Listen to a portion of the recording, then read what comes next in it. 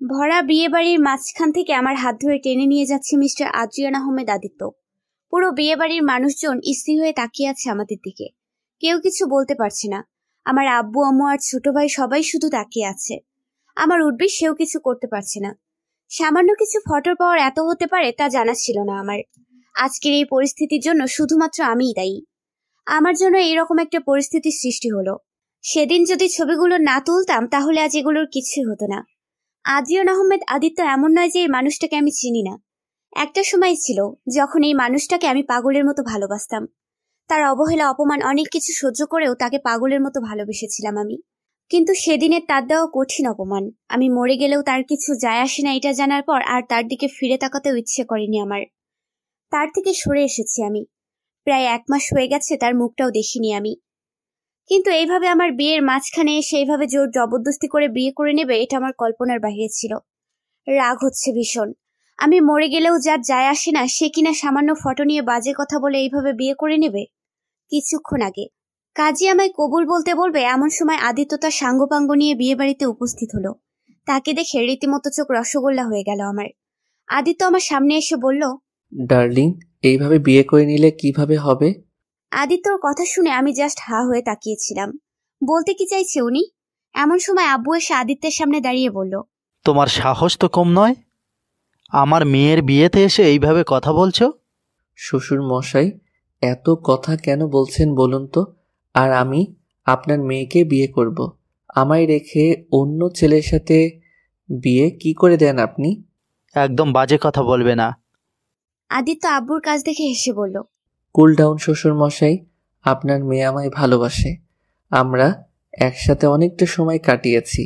এখন ওই সময়গুলোতে আমরা কি কি করেছি এটা আপনাকে হয়তো ভালোভাবে বোঝাতে হবে না। আর এখন আপনি আমায় রেখে অন্য ছেলের সাথে বিয়ে কি করে দেন? এমন সময় আমার উঠবি রাসেল এসে বলল, তোর সাহস তো কম নয়, আমার উডবিকে নিয়ে বাজে মন্তব্য করিস। সাথে সাথে আদিত্যের মাথা গরম হয়ে গেল। আদিত্য রেগে বলল, একদম তুই তোকারি করবে না। এই বলে আদিত্য কতগুলো ফটো বের করে রাসেলের হাতে দিল আর বলল, এইগুলো ভালো মতো দেখো আর বলো আমি মিথ্যে বলছি কিনা। রাসেল ফটোগুলো নিয়ে দেখতে শুরু করলো। আর ফটোগুলো এমন ছিল রাতের বেলা অনেকটাই কাছাকাছি এসে দুজন মানুষের ছবি তোলা। একটার ভেতর তো আমি আদিত্যের গালে কিস করছি। এসব ফটো দেখে রাসেল আর আব্বুর মাথা গরম হয়ে আসলো। আব্বু সব ফটোগুলো নিয়ে এসে আমার সামনে দাঁড়ালো। তারপর বলল, এসব কি দেখছি আমি? আরশি, তুমি, ছি ছি ছি, তোমাকে আমি মেয়ে বলতেও ঘৃণা হচ্ছে, শেষে কিনা তুমি এই গুন্ডাটার সাথে। এই বলে যেই না আব্বু আমার গালে থাপ্পড় মারতে যাবে সাথে সাথে আদিত্য এসে আব্বুর হাত ধরে বলল, এই ভুলটা একদম করবে না শ্বশুর মশাই। আমি রেগে আদিত্যকে বললাম, আপনি কোন সাহসে আমার বাবার হাত ধরেন? কোনো অধিকার নেই আপনার। সাথে সাথে আদিত্য হেসে বলল, অধিকার লাগবে ওয়েট। এই বলে আদিত্য আমার হাত ধরে টানতে টানতে বিয়ের আসরে নিয়ে গেল। তারপর কাজীকে বলল, কাজী সাহেব বিয়ে পড়াতে শুরু করুন। আদিত্যের কথা শুনে আমি হা হয়ে গেলাম। তারপর বললাম, আমি আপনাকে বিয়ে করব না। হুট করে আদিত্য আমার কানের কাছে ঝুঁকে বলল, আমি জানতাম ডার্লিং তুমি এমন কিছুই বলবে। চুপচাপ যা বলছি তাই করো, তা না হলে কি করবেন আপনি? তোমার পুরো পরিবার লাশ বানিয়ে দিব। তুমি জানো এটা করতে আমার হাত কাঁপবে না? সাথে সাথে কালো অন্ধকারে ঢেকে গেল সব। আমি মিনমিন স্বরে বললাম, প্লিজ এমনটা করবেন না। তাহলে যা বলছি তাই করো ডার্লিং। এমনটা কেন করছেন? বিনিময়ে আদিত্য কিছু বলল না। আদিত্যের কথা শুনে চোখ বেয়ে পানি পড়ল। আদিত্যের ওপর ঘৃণা বেড়ে গেল আমার। শেষে কিনা কেউ কিছু বলতে পারল না। সবাই আদিত্যের পাওয়ারকে ভয় পায়। তাই সবাই শুধু চুপ করে তামাশা দেখছিল। কবুল বলার মাধ্যমে বিয়ে হয়ে গেল। সবাই শুধু অবাক হয়ে আমাদের কাহিনী দেখে মজা নিচ্ছিল। হঠাৎই আদিত্য বলে উঠল, তাহলে বিয়ের কাজ শেষ, এখন তাহলে যাওয়া যাক বউ। হা হয়ে শুধু আদিত্যের কাণ্ড দেখলাম আমি। এমন সময় আব্বু বুকে হাত দিয়ে বসে পড়ল নিচে। সাথে সাথে আমি দৌড়ে গেলাম আব্বুর কাছে। বাবা! অসুস্থ শরীর নিয়ে বাবা চেঁচিয়ে বলে উঠল, একদম ওই মুখে আমায় বাবা বলবে না। বাবা! অপর্ণা, তুমি ওকে আমার চোখের সামনে থেকে চলে যেতে বলো, আমি ওর মুখ দেখতে চাই না। চোখ বেয়ে পানি পড়ল। এদিকে বাবার অবস্থা খারাপ হয়ে যাচ্ছে। সাথে সাথে রাসেল দেখতে শুরু করলো আব্বুকে, কারণ ও একজন ডাক্তার। এমন সময় আদিত্য আমার হাত ধরে টানতে টানতে নিয়ে আসলো। আদিত্যের কাছে ঘৃণা রাগ দুটোই হচ্ছিল, কিন্তু কিছু করতেও পারছিলাম না। বর্তমানে আদিত্য আমার হাত ধরে গাড়িতে বসিয়ে দিল। তারপর নিজে ড্রাইভিং সিটে বসে গাড়ি চালাতে শুরু করলো। চোখ বেয়ে পড়ছে পানি। আর ভাবতে লাগলাম আজ থেকে ঠিক কয়েক মাস আগের ঘটনা। ভার্সিটি শেষে হেঁটে বাড়ি ফিরছি আমি। এমন সময় দেখলাম আমার থেকে কিছুটা দূরে আদিত্য গাড়ির পাশে হেলান দিয়ে দাঁড়িয়ে আছে। ওকে দেখে মুখে হাসি ফুটে উঠল। আদিত্য হলো একজন বড় মাপের মাফিয়া, দেখতে অসম্ভব সুন্দর। উনি মাফিয়া হলেও মনটা খুব ভালো। উনি সেই সব মানুষদের সাথে খারাপ আচরণ করেন যারা গরিব মানুষদের কাছ থেকে তাদের শেষ সম্বল কেড়ে নিয়ে নিজের নামে করে, কিন্তু কখনো প্রকাশ করে না। আর এসব দেখে আমি আদিত্যের প্রতি ভালো লাগা থেকে ভালোবাসায় চলে যাই। আমি বহুবার বলেছি আদিত্যকে ভালোবাসি, কিন্তু আদিত্য পাত্তা দেয়নি। নানাভাবে তাকে প্রপোজ করেছি, কখনো ফুল দিয়ে তো কখনো চিঠি দিয়ে, কিন্তু আদিত্য সেগুলো ঠিকমতো দেখেওনি, দেওয়ার সাথে সাথে ফেলে দিয়েছে। আদিত্যকে প্রথম টিভিতে দেখেই সেই লেভেলের ক্রাশ খাই আমি। তারপর তার কাজ দেখে ফিদা। আদিত্য বলতে পাগল আমি, কিন্তু এই আদিত্য ঠিকমতো আমার দিকে তাকায় না পর্যন্ত। তারপরও বেহায়া মনটা তার দিকে এগিয়ে যায় বেশি। হুট করে দৌড়ে আদিত্যের সামনে দাঁড়িয়ে বললাম, জানেমান, তুমি এখানে কি করছো? আমায় দেখে আদিত্য রেগে বলল, আবার তুমি তোমার সমস্যা কি কতবার বলেছি এইসব ফালতু নাম দিয়ে ডাকবে না আমায়। আর তোমার কি আমায় দেখে ভয় হয় না? এই আদিত্যের নাম শুনে বড় বড় মন্ত্রীরা পর্যন্ত ভয় পায়, আর তুমি? এমন কেন করেন বলুন তো? আমি আপনাকে ভালোবাসি। ভালোবাসা? হাসলো আদিত্য। তারপর আমার পাশ কাটিয়ে চলে গেল আর বলল, নেক্সট টাইম যেন না দেখি, তোমায় একদম খুন করে দিব। সাথে সাথে ভেঙচি কেটে বললাম, একদম খুন করে দেব ভালো না বাসলে। বিনিময়ে আদিত্য কিছু বলল না, গাড়ি করে চলে গেল। আর আমিও দীর্ঘশ্বাস ফেলে বললাম, মিস্টার মাফিয়া, কবে যে তুমি আমায় ভালোবাসবা? তবে আমি জানি আজ নয় কাল ভালো তুমি আমাকেই বাসবা। এইভাবে নাচতে নাচতে বাড়ির উদ্দেশ্যে রওনা হলাম আমি। রাত 8টা। বিছানায় শুয়ে আদিত্যের ছবির দিকে তাকিয়ে আছি আমি, আর ছবির সাথে কথা বলছি। মাফিয়া জানেমান, কবে যে তুমি বলবে আরশি আই লাভ ইউ? আরে জানেমান, আমার সমস্যা কি জানো না তুমি? তোমায় আমি ভালোবাসি, কেন বুঝতে পারো না তুমি? যেখানে আমার জন্য অর্ধেক ছেলেরা পাগল, সেখানে এই ছেলেটা আমায় পাত্তা দিচ্ছে না। দাঁড়াও, যেদিন তোমার সাথে বিয়ে হবে সব শোধ নিব আমি। হঠাৎই উঠে বসে বেলকনিতে গিয়ে দাঁড়িয়ে পড়লাম আমি। আকাশটা খুব সুন্দর।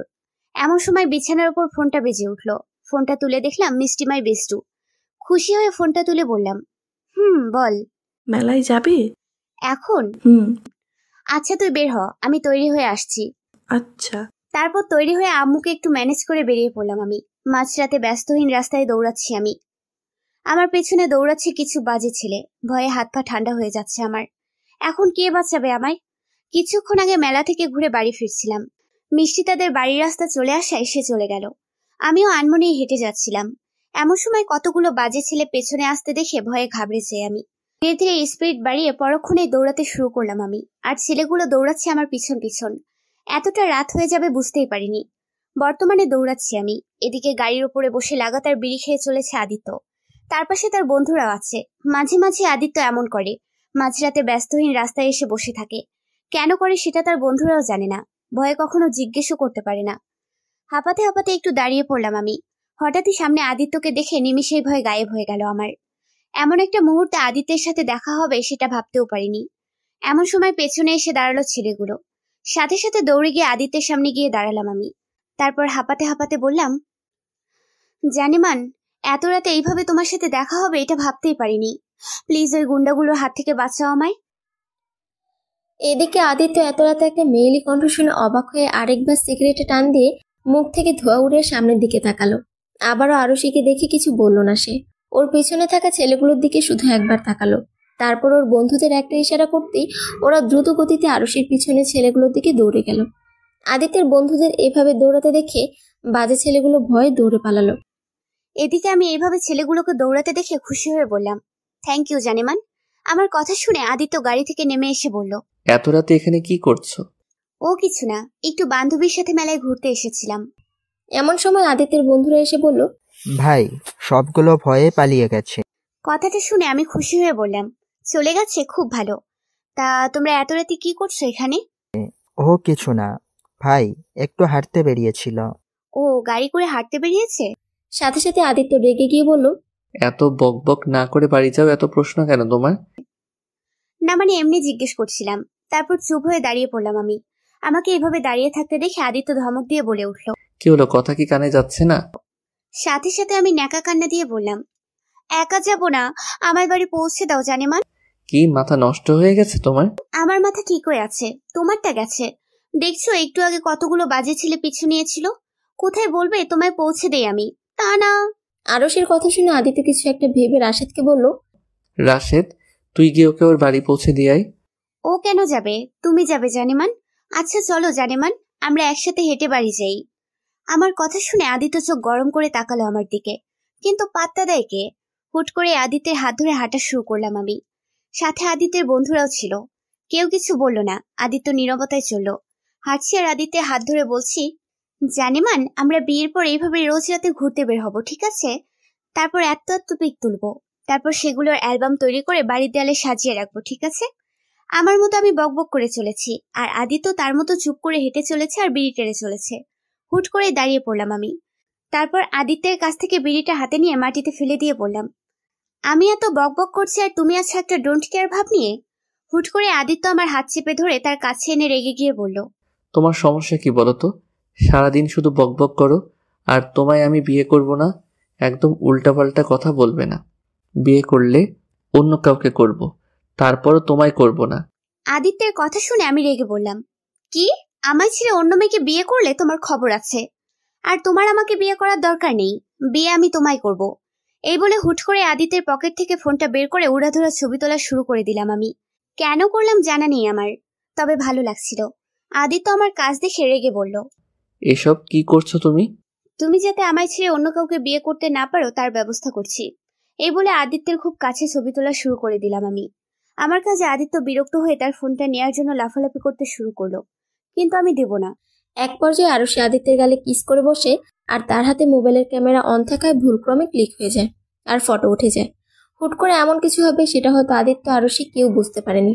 আদিত্য তার ফোনটা হাতে নিয়ে চেঁচিয়ে বলল, এসব কি করলে তুমি বেয়াদব মেয়ে? আদিত্যের ধমকে কেঁপে উঠলাম আমি। পরক্ষণে কিছু না ভেবে দৌড়ে আদিত্যের কাছ থেকে চলে আসলাম আমি। জানি ওখানে থাকা মানেই বিপদ, একটু বেশি বাড়াবাড়ি হয়ে গেছে, কিন্তু ইচ্ছে করে কিছু করেছি কি?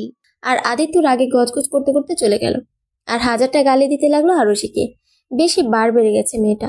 বাড়ি এসে সোজা দৌড়ে রুমে গিয়ে দরজা বন্ধ করে দিয়ে জোরে জোরে শ্বাস ফেলতে লাগলাম আমি। পরক্ষণেই মুচকি এসে আমি ঘুম। এভাবেই কাটছিল আদিত্য আর আরুষির দিন। প্রতিদিন বিভিন্নভাবে আরিশি আদিত্যকে বিরক্ত করত, নানাভাবে জ্বালাতন করত, আর আদিত্য শুধু তাকে ইগনোর করত আর অপমান করত। আরুষি ভেবেছিল কখনো না কখনো আদিত্য তাকে ভালোবাসবেই, তার প্রতি একটু হলেও ফিলিংস ছিল আদিত্যের। কিন্তু তার এই ধারণা ভুল প্রমাণিত হলো সেদিন। আজকে ভার্সিটির নবীনবরণ অনুষ্ঠান। এবছরে যারা নতুন ভার্সিটিতে ভর্তি হয়েছে তাদের জন্য, আর আমি সিনিয়র হওয়ার জন্য এর দায়িত্ব আমার উপরও পড়েছে। আজকে সবাই শাড়ি পরে ভার্সিটি যাবে, আমিও যাব ভাবতেই খুশি খুশি লাগছে খুব। শাড়ি বরাবরই ফেভারিট আমার। একটা কলাপাতা রঙের শাড়ি পরে নিলাম, চুলগুলো খুলে দিলাম, চোখে হালকা কাজল, হালকা মেকআপ দিয়ে আমি তৈরি। এমন সময় রুমে আসলো মিষ্টি, ও শাড়ি পরেছে। তারপর দুজনেই খুশি হয়ে চলে গেলাম ভার্সিটিতে। দুপুর দিকে প্রায় সবার স্যারম্যামদের ভাষণ শেষ করে অনুষ্ঠান প্রায় শেষের দিকে। একরাশ বিরক্ত মাখা মুখ নিয়ে বসেছিলাম আমি। এদিকে আদিত্য আর তার বন্ধু বান্ধব একটা ছেলেকে ধরার জন্য দৌড়াচ্ছিল। ছেলেটির দোষ ছিল, ছেলেটি ড্রাগ পাচার করত, আর আদিত্য এটা জানতে পেরে যায় কোনোভাবে, আর ছেলেটিকে ধরার জন্য দৌড়াচ্ছে আদিত্য। আদিত্যের সামনে থাকা ছেলেটি দৌড়াতে দৌড়াতে এক পর্যায়ে ভার্সিটির ভেতর চলে যায়, আর তার পিছন পিছন আদিত্যও ভিতরে ঢুকে যায়। করাতালির মাধ্যমে অনুষ্ঠান শেষ করে সবাই বাড়ি ফেরার উদ্দেশ্যে রওনা হব। এমন সময় চারদিকে গুলির শব্দ, সাথে সবার দৌড়াতে দেখে ঘাবড়ে গেলাম আমি। সবাই দৌড়াচ্ছে কেন? এমন সময় মিষ্টি বলল, আরশি, তাড়াতাড়ি ছুটে আয়। কোথা থেকে একটা ছেলে আমার হাত ধরে টেনে নিয়ে মাথায় বন্দুক ঠেকিয়ে বলল, ওইখানে দাঁড়া আদিত্য, তা না হলে এই মেয়েটার মাথা গুলি মেরে উড়িয়ে দেব। ছেলেটির কথায় আমিও তাকালাম আদিত্যের দিকে। ভয়ে কলিজা কেঁপে উঠল আমার। আবার কোথাও থেকে মন বলছিল আদিত্য বলবে আমায় ছেড়ে দিতে, কিন্তু আদিত্য, ছেলেটির এমন কাজে আদিত্য হাসলো, হেসে বলল, তাই নাকি? তা দে না, ও আমার বউ না অন্য কিছু যে তুই ওকে মেরে ফেললে আমি ভয় পাবো আর তোকে ছেড়ে দিব? এদিকে আদিত্যের এমন কথা শুনে আমি হা হয়ে গেলাম। আমি মরে গেলেও কিছু যায় আসে না আদিত্যের। মুহূর্তের মধ্যে আদিত্যের প্রতি আমার সব ইচ্ছে স্বপ্ন ভেঙে চুরমার হয়ে গেল। সেদিনে আদিত্যের দেয়া আঘাত আমি মেনে নিতে পারিনি। মরে গেলেও যা যায় আসে না, সে আর যাই হোক কোনোদিনও আমায় ভালোবাসতে পারবে না। এদিকে আদিত্যের কথার তালে তালে আদিত্যের বন্ধুটা পেছন থেকে ছেলেটিকে ধরে ফেললো, আর আমায় ছাড়িয়ে ছেলেটি ধরে চলে গেল তারা। ছেলেটি ছেড়ে দিতেই মিষ্টি এসে ধরলো আমায়। মুহূর্তের মধ্যে সব কালো অন্ধকারে ডুবে গেল। অতিরিক্ত ভয় আর আঘাত দুটো একসাথে মস্তিষ্কের কোণে এসে ধাক্কা মারল, আর আরশি জ্ঞান হারালো। সেদিনের পর থেকে আরশি আর আদিত্যকে জ্বালাতন করেনি। আর না কখনো ওর সামনে গেছে। পুরো 1 মাস ঘরবন্দি থেকেছে সে, না কারোর সাথে তেমন কথা বলেছে, শুধু রুমের ভিতর বসে আদিত্যের সব স্মৃতি একে একে দাফন দিয়েছে। এর ভিতর তার বাবাও তাকে বিয়ের জন্য তাড়া দিচ্ছিল, আর সেও রাজি হয়ে যায়। কিন্তু এইভাবে হুট করে আদিত্য এমন কিছু করবে সেটা কল্পনার বাইরে ছিল আরশির। কি হলো? গাড়ি থেকে বের হও, আমরা এসে পড়েছি। হঠাৎ আদিত্যের মুখে এমন কথা শুনে আরশি তার কল্পনার জগৎ থেকে বেরিয়ে আসলো। মিটমিট চোখে বাহিরে তাকিয়ে দেখলো ইয়া বড় একটা বাড়ি। আরশি বের হলো না গাড়ি থেকে। আরশির কাজ দেখে আদিত্য কোলে তুলে নিল আরশিকে। আদিত্যের এমন কাজে আরশি অবাক হয়ে তাকালো। কষ্ট হচ্ছে তার পুরনো কথাগুলো ভেবে। শুধু মস্তিষ্কের কোণে একটা কথাই বাজলো তার, কেন এমন করলো আদিত্য? আদিত্য আমায় কোলে করে নিয়ে এসে একটা তুলতুলে সাদা বিছানায় বসিয়ে দিল। রাগ হচ্ছে ভীষণ। আমি রেগে আদিত্যকে বললাম, এইসব কি হচ্ছে? এইসব করার মানে কি? জোর জবরদস্তি করে বিয়ে করলেন কেন? আদিত্য শান্তস্বরে বলল, বলবো পরে, তুমি এখন রেস্ট নাও ডার্লিং, বাকি কথা পরে হবে। আগে তোমার জন্য খাবারের ব্যবস্থা করি। আপনি কি আমার সাথে মশকরা করছেন নাকি? আমি থাকবো না আপনার সাথে। এই বলে যেই না বিছানা থেকে উঠে যেতে যাব, সাথে সাথে আদিত্য আমায় বিছানার সাথে চেপে ধরে বলল, এই ধরনের ভুল একদম করো না ডার্লিং। 1 মাস প্রচুর পুড়িয়েছ আমায়, তার শাস্তি যে তোমায় পেতে হবে। আদিত্যের কথা শুনে আমি রেগে বলে উঠলাম, আপনাই পুড়িয়েছি মানে? আমাদের দেখা হলো কোথায়? এত কথা এখন বলতে পারবো না তোমায়, চুপ করে বসে থাকো এখানে। একবার নড়লে একদম পা ভেঙে বসিয়ে রাখবো। আমি আজকে খুব খুশি, তাই একদম রাগাবে না আমায়। এই বলে আদিত্য আমায় ছেড়ে দিয়ে দরজা সামনে থেকে বন্ধ করে চলে যায় আদিত্যের কাজে চরম বিরক্ত আমি। কি পেয়েছি কি আমায়? যখন যা ইচ্ছে তাই করবে নাকি? বিছানার চাদর চেপে ধরে নিজের রাগকে কন্ট্রোল করছি আমি। কিছুক্ষণ পর আদিত্য হাতে করে কিছু খাবার নিয়ে রুমে আসলো। আদিত্যকে দেখলেই মাথা গরম হয়ে যাচ্ছে আমার। একদম সহ্য হচ্ছে না। এই ছেলেটার জন্য কতটা না অবহেলা সহ্য করেছি, কতবার নিজেকে নিজে আঘাত করেছি। আদিত্যের স্মৃতি ভুলে যাওয়ার কত কিছু করেছি আমি। আর সে আদিত্য কিনা কোনো কিছু মেনে নিতে পারছি না আমি। আদিত্য খাবারগুলো নিয়ে এসে আমার পাশে এসে বলল, এখনো ফ্রেশ হওনি তুমি? তুমি কি চাও আমি তোমায় ফ্রেশ করিয়ে দেই? একদম বাজে কথা বলবেন না। আমার ভালো লাগেনি তাই ফ্রেশ হয়নি। হাসলো আদিত্য। আদিত্যের হাসি একদমই সহ্য হচ্ছে না আমার। আদিত্য তার হাসি থামিয়ে বলল, ঠিক আছে, ফ্রেশ হতে হবে না, আমি তোমায় খাইয়ে দিচ্ছি। আমি খাবো না। বেশি বাড়াবাড়ি করছো তুমি। বাড়াবাড়ি করছি, বেশ করছি। কি পেয়েছেন কি আপনি? যা বলবেন তাই হবে নাকি? আপনি চেয়েছেন আপনার জীবন থেকে সরে আসতে, আমিও সরে এসেছি। তাহলে আজ কেন আপনি এমন করলেন? উত্তর দিন আমায়। তোমার সব প্রশ্নের উত্তর দিব আমি, তবে এখন নয়, পরে। কিন্তু আমি যে এখনই শুনবো। এত বকবক করো না, আমার মাথা খারাপ হয়ে যাবে। মাথা খারাপ হয়ে যাবে মানে? মাথা তো আমার খারাপ হয়ে যাচ্ছে। কেন করেছেন? আপনার জন্য আমার পরিবার আমায় ঘৃণা করে এখন। বলতে বলতে কেঁদে উঠলাম আমি। আদিত্য আমার কাছে চেঁচিয়ে বলল, চুপ করো। চুপ করব মানে? আগে প্রশ্নের উত্তর দিন, কেন করেছেন এমন? আর কিছু বলার আগে আদিত্য আমার মুখে খাবার ভরে দিল। আচমকা এমনটা হওয়াতে আমি পুরো বোকা বনে গেলাম। এখন কথাও বলতে পারছি না।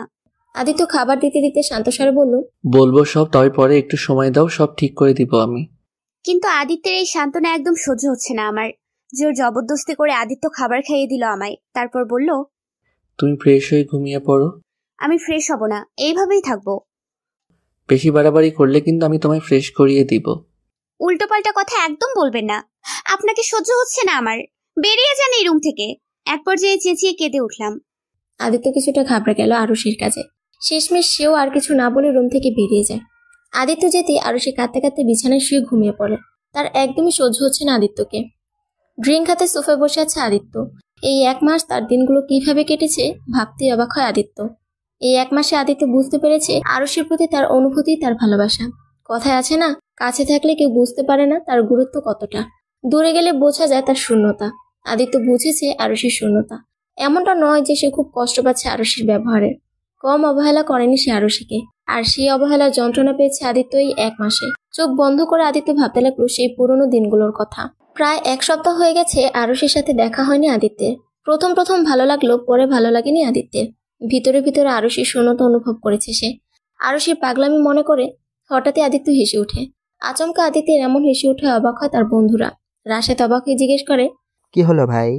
রাশেদের কথায় আদিত্য তার কল্পনা জগৎ থেকে বেরিয়ে আসলো। তারপর বলে উঠলো, না তেমন কিছু নয়, বাদ দে। ও আচ্ছা ভাই। কিছুক্ষণ পর আদিত্য বলে উঠলো রাশেদকে, আচ্ছা ওই মেয়েটাকে আর দেখছি না কেন বলতো? আগে তো রোজ 3-4 বার করে সামনে আসতো। আদিত্যের কথা শুনে রাশেদ অবাক হয়ে বলল। ভাই, আপনি কি মেয়েটাকে মিস করছেন? সাথে সাথে আদিত্য চমকে উঠল, তারপর কাঁপা কাঁপা গলায় বলল। মিস করতে যাব কেন, এমনি বললাম। ও আচ্ছা ভাই, জানি না গত কয়েকদিন যাবৎ আমরাও দেখি নাই মেয়েটাকে। ঠিক আছে, বাদ দে। ঠিক আছে ভাই। এই বলে আদিত্য টপিক চেঞ্জ করে দিল। আদিত্য নিজেও অবাক, সে কি সত্যি মেয়েটাকে মিস করছে নাকি? ধুর, যা হয়েছে ভালোই হয়েছে, আর মেয়েটার স্টুপিড কাণ্ডগুলো দেখতে হবে না, এসব ভেবে আদিত্য নিজের কাজে মন দিতে শুরু করে। কিন্তু দিন যত যাচ্ছিল আদিত্যের আরশির প্রতি শূন্যতা বেড়ে যাচ্ছে। একটা সময় আদিত্য সত্যি সত্যি মিস করতে শুরু করে আরশিকে। আরশির করা পাগলামিগুলো খুব মনে পড়তে শুরু করে তার। রাতে ঘুমও হয় না ঠিকমতো আদিত্যের। ধীরে ধীরে আদিত্য দিশেহারা হয়ে পড়ে আরশির জন্য। এভাবেই কাটছিল দিন। ড্রিঙ্ক হাতে বসেছিল আদিত্য, এমন সময় তার কিছু বন্ধুরা এসে বসে তার পাশে। আদিত্যের কাছে আসতে আদিত্য নেশাগ্রস্ত অবস্থায় রাশেদকে জিজ্ঞেস করলো। মেয়েটার কোনো খবর পেলি? ভাই, খবর তো পাইনি, শুধু জেনেছি মেয়েটা নাকি ভার্সিটিও যাচ্ছে না অনেকদিন যাবৎ। ভার্সিটি? নামটা শুনে আদিত্য সেদিনের কথা মনে পড়ে গেল। এমন সময় রাশেদ বলে উঠল। ভাই, আমার যতদূর মনে পড়ে মেয়েটাকে সেদিনই লাস্ট ভার্সিটিতে গিয়েছিল। হয়তো সেদিন ভয় পেয়েছিল, ওই যে গুলি ধরেছিল ওর মাথায় আরাফ। আদিত্য কিছুক্ষণ চুপ থেকে বলল। মেয়েটাকে খুঁজে বের কর, যে করেই হোক মেয়েটাকে আমার চাই। ঠিক আছে ভাই, চেষ্টা করছি আমরা। এই বলে আদিত্যের লোকেরা চলে যায়, আর আদিত্য ড্রিঙ্ক করতে করতে মেঝেতেই ঘুমিয়ে পড়ে। এদিকে রাশেদ নিজেও বুঝতে পারছে না আদিত্যের কাণ্ড। এতদিন মেয়েটা আসতো বলে বিরক্ত হয়েছে, আজ আসছে না বলে বিরক্ত হচ্ছে। অদ্ভুত। পরের দিন রাশেদের ডাকে ঘুম ভাঙে আদিত্যের। আদিত্যের ঘুম ভাঙতে রাশেদ অবাক হয়ে বলল। ভাই, আপনি কি সারা রাত মেঝেতে ঝুলিয়েছিলেন নাকি? রাশেদের কথার উত্তর না দিয়ে আদিত্য বলে উঠল। ওসব বাদ দে, আগে বল মেয়েটার কোনো খবর পেয়েছিস? রাশেদ মাথা নিচু করে বলল। পেয়েছি ভাই, তবে। কি তবে? ভাই, মেয়েটার বিয়ে ঠিক হয়ে গেছে, 2 দিন পরেই বিয়ে। রাশেদের কথা শুনে আদিত্য রেগে গিয়ে রাশেদের কলার চেপে বলল। এসব কি বলছিস? এটা হতে পারে? মুহূর্তের মধ্যে আদিত্যের মাথা খারাপ হয়ে যায়। বুকের বাপাশে চিনচিনে ব্যথা অনুভব হয় তার। পুরো রুমের জিনিসপত্র ভেঙে চুরে তছনছ করে ফেলে। সে কিছুতেই মেনে নিতে পারেনি আরশির বিয়ে। শেষে আদিত্যের মাথায় ওই ছবিগুলোর কথা মনে পড়ে, আর বিয়ের দিন। ভাই, ভাবির জন্য জামা কাপড় কিনে আনতে বলেছিলেন, এই যে এনেছি। হঠাৎই রাশেদের কণ্ঠ শুনে আদিত্য তার কল্পনা জগৎ থেকে বেরিয়ে আসলো। আনমনে বলে উঠল সে। কি? ভাই, জামা কাপড় ভাবির জন্য। ও, ওগুলো ওইখানে রেখে যা তোরা। ঠিক আছে ভাই। এই বলে চলে যায় রাশেদ। আবারও ড্রিঙ্কের গ্লাসে চুমুক দেয় আদিত্য। রাত 2:45। আদিত্য ঢুলতে ঢুলতে আরশির রুমে ঢুকলো। আদিত্য ঢুলতে ঢুলতে গিয়ে বসে পড়লো আরশির পাশে। আনমনে ঘুমিয়ে আছে আরশি, মায়াবী তার মুখ। আনমনে আদিত্যের হাত চলে যায় আরশির গালের কাছে। এদিকে আচমকা কারো স্পর্শ গালে পড়তে হালকা নড়ে উঠলো আরশি। হাসলো আদিত্য, তারপর আনমনে বলে উঠলো আদিত্য। যখন তুমি আমার কাছে ছিলে তখন হয়তো আমি বুঝতে পারিনি তোমার জায়গা কোথায় আমার কাছে, কিন্তু এখন যখন বুঝে গেছি একবার আর ছাড়ছি না তোমায়। সবসময় আগলে রাখবো, তোমার অভিমান ভাঙিয়ে নতুন করে শুরু করবো সবকিছু।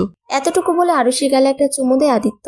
তারপর চুপটি করে আরশির পাশে গিয়ে শুয়ে আরশিকে জড়িয়ে ধরে বলল। অনেকদিন ঘুম হয়নি আমার, আজকে আরামের ঘুম দিব আমি। এতটুকু বলে ঘুমিয়ে পড়ে আদিত্য আরশিকে জড়িয়ে ধরে। আর আরশি, সে হয়তো আদিত্যের বলা কথাগুলো কিছুই শুনতে পায়নি। শুনলে হয়তো খুশি হতো, হয়তো না। কেউ শক্ত করে জড়িয়ে ধরে আছে বুঝতেই ঘুম ভাঙলো আমার। পাশে আদিত্যকে দেখে কি রিয়াকশন দেওয়া উচিত ছিল ভুলে গেছি। রাগ অভিমান সব একসাথে মাথার ভেতর ভনভন করছে। হুট করে আদিত্যকে সরিয়ে উঠে পড়লাম আমি। বিরক্ত লাগছে সবকিছু। আনমনে বিছানা থেকে উঠে দাঁড়ালাম আমি। তারপর শাড়ির কুচি ধরে হাঁটতে শুরু করলাম। আদিত্যের রুমটা বিশাল বড়, চারদিকে রয়েছে সব দামি দামি জিনিসপত্র। হঠাৎই চোখ গেল বিছানা থেকে কিছুটা দূরে থাকা একটা আয়নার দিকে। আনমনে হাঁটতে হাঁটতে সেখানে চলে গেলাম আমি। পুরো শরীর ব্যথা করছে আমার। কালকের সাজে এখনো সজ্জিত আমি। আয়নার দিকে তাকাতেই চমকে উঠলাম আমি। চুলগুলো সব এলোমেলো হয়ে গেছে, গায়ের গয়নাগুলো সব ওলটপালট হয়ে রয়েছে, কাজল সব লেপটে গেছে। এক কথায় বলতে গেলে পাগলের মতো দেখাচ্ছে আমায়। সব একে একে খুলতে শুরু করলাম আমি। কানের ভারী দুল, গলায় থাকা ভারী নেকলেস, শাড়ির অবস্থাও যা ইচ্ছে তাই হয়ে গেছে। কিন্তু কথা হলো, এটা খুলে পরবো কি আমি? আনমনের প্রশ্নটা করে বসলাম নিজেকে।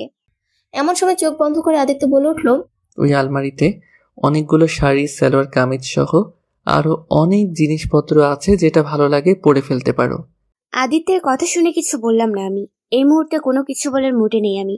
হাঁটতে হাঁটতে আলমারির সামনে দাঁড়ালাম, কিন্তু আলমারির চাবি। আদিত্য তার হাতে এগিয়ে দিয়ে বলল। এই চাবি? এইবারে আদিত্যের কাজে অবাক হলাম আমি। বুঝলো কেমনে? আমার ভাবনার মাঝে আদিত্য চোখ খুলে বলে উঠল, এত না বোঝার কি আছে? আলমারির কাছে যাচ্ছ, চাবি ছাড়া খুলবে কি করে? আদিত্যের প্রশ্নের উত্তর না দিয়ে হাত থেকে চাবিটা নিয়ে নিলাম আমি। তারপর আলমারি খুলতেই চোখ বড় বড় হয়ে গেল। এত জামা কাপড়! তাদের মাঝখান থেকে একটা রেড কালার শাড়ির দিকে চোখ গেল। কেমন আনমনে ওটা হাতে নিয়ে চলে আসলাম ওয়াশরুমে। এদিকে আদিত্য হাসলো, তারপর আবার চোখ বুঝে নিল সে। হঠাৎই কারো চেঁচানো শুনে লাফ দিয়ে উঠল আদিত্য। বিছানা থেকে উঠে ওয়াশরুমের দিকে যাওয়ার আগে আরশি দৌড়ে এসে তাকে জড়িয়ে ধরে বলল, আরশোলা! এদিকে আচমকা এমনটা হওয়াতে আদিত্য প্রথমে ঘাবড়ে গেল, পরক্ষণে হাসলো সে। তারপর আরশির কানের কাছে ঝুঁকে বলল, সকাল সকাল এইভাবে চমকে দিলে আমি তো থার্ড অ্যাটাক করবো ডার্লিং। এতক্ষণ পর কারো মুখ থেকে কথা শুনে চমকে উঠলাম আমি। ছোটবেলা থেকে আরশোলা খুব ভয় পাই আমি। কিছুক্ষণ আগে শাওয়ার অন করতেই আচমকা একটা আরশোলা দেখে ভয়ে ঘাবড়ে গিয়ে চেঁচিয়ে উঠলাম আমি। এই মুহূর্তে এক বিশ্রী পরিস্থিতিতে দাঁড়িয়ে আছি আমি। লজ্জায় মাটির সাথে মিশে যেতে ইচ্ছে করছে আমার। আস্তে আস্তে চোখ খুললাম আমি। আদিত্যকে হাসতে দেখে রাগ হচ্ছে, কিন্তু কিছু বলতে পারছি না। আচমকাই আদিত্যকে ধাক্কা মেরে সরিয়ে দিয়ে আবার দৌড়ে ওয়াশরুমে চলে গেলাম আমি। ভয় করছে এখন। চোখ খুলতে আবারও আরশোলাকে দেখে আবারও চেঁচিয়ে উঠলাম আমি। আবারও ওয়াশরুম থেকে বেরিয়ে আসলাম। ওয়াশরুমের দরজা বন্ধ করে দরজার সাথে হেলান দিয়ে দাঁড়িয়ে পড়লাম আমি। আজকে গোসল করা হবে না মনে হয় আমার। এদিকে আমার কাণ্ড দেখে আদিত্য হাসতে হাসতে শেষ। কি করব কিছু বুঝতে পারছি না। আমি চেঁচিয়ে বলে উঠলাম, এত হাসার কি আছে? আদিত্য তার হাসি থামিয়ে বলল, হাসবো না? আদিত্যের মতো একজন সাহসী ছেলের বউ হয়ে তুমি কিনা সামান্য আরশোলা দেখে ভয় পাচ্ছ? ওভাবে তাকানোর মতো কিছু বলিনি। তবে যাই বলো, আরশোলাকে একটা ধন্যবাদ দেওয়া উচিত। ধন্যবাদ দিবেন মানে? ওটাকে তো ধরে এনে পিটানো উচিত। হাসলো আদিত্য। কিছুক্ষণের জন্য হলেও আদিত্যের হাসির দিকে চোখ আটকে গেল আমার। কি সুন্দর হাসি! ছেলেটা এত সুন্দর কেন? হঠাৎই আবার পুরনো কথা ভেবে রাগ উঠল আমার। একটু গম্ভীর গলায় বললাম আমি, হাসা শেষ হয়ে গেলে এখন বলা হোক আমি গোসল করব কোথায়? আমার কথা শুনে আদিত্য তার হাসি থামিয়ে উঠে দাঁড়িয়ে আমার দিকে এগোতে লাগলো। আচমকা আদিত্য এমন কাজে ঘাবড়ে গেলাম আমি, তবে প্রকাশ করলাম না। স্থির দৃষ্টিতে তাকিয়ে রইলাম তার দিকে। পরক্ষণে আবার চোখ নামিয়ে ফেললাম। এদিকে আদিত্য এগোতে এগোতে আমার একদম কাছে চলে এসেছে। শরীরের পশম দাঁড়িয়ে উঠলো আমার, শ্বাস বেরিয়ে আসার উপক্রম। আদিত্য ওয়াশরুমের দরজার দিকে হাত লাগিয়ে দাঁড়ালো। তার এমন কাজে প্রায় ঘাবড়ে গেছি আমি। ভয়ে হাত পা ঠান্ডা হয়ে যাচ্ছে আমার। আচমকা আদিত্য ঝুঁকে পড়লো আমার দিকে। সাথে সাথে খিচে চোখ বন্ধ করে নিলাম আমি। এদিকে আদিত্য আরশির কাছে হাসলো, তারপর আরশির কানের কাছে ঝুঁকে বলে উঠল সে, এইভাবে ভেজা অবস্থায় সামনে আসলে নিজেকে কন্ট্রোল করা যে দায়ী হয়ে দাঁড়াবে সুন্দরী। আদিত্যের মুখে এমন একটা কথা শুনে পুরোই শকড খেলাম আমি। এতক্ষণ পর মনে পড়েছে আমি যে ভিজে গিয়েছিলাম। ছি ছি, কি বিশ্রী একটা অবস্থা। আমি রাগী লোক নিয়ে আদিত্যর দিকে তাকালাম। ইচ্ছে করছে শালার মাথাটা বাড়ি মেরে ভেঙে দেই। হুট করে আদিত্য ওয়াশরুমের দরজা খুলে ভেতরে ঢুকে পড়লো।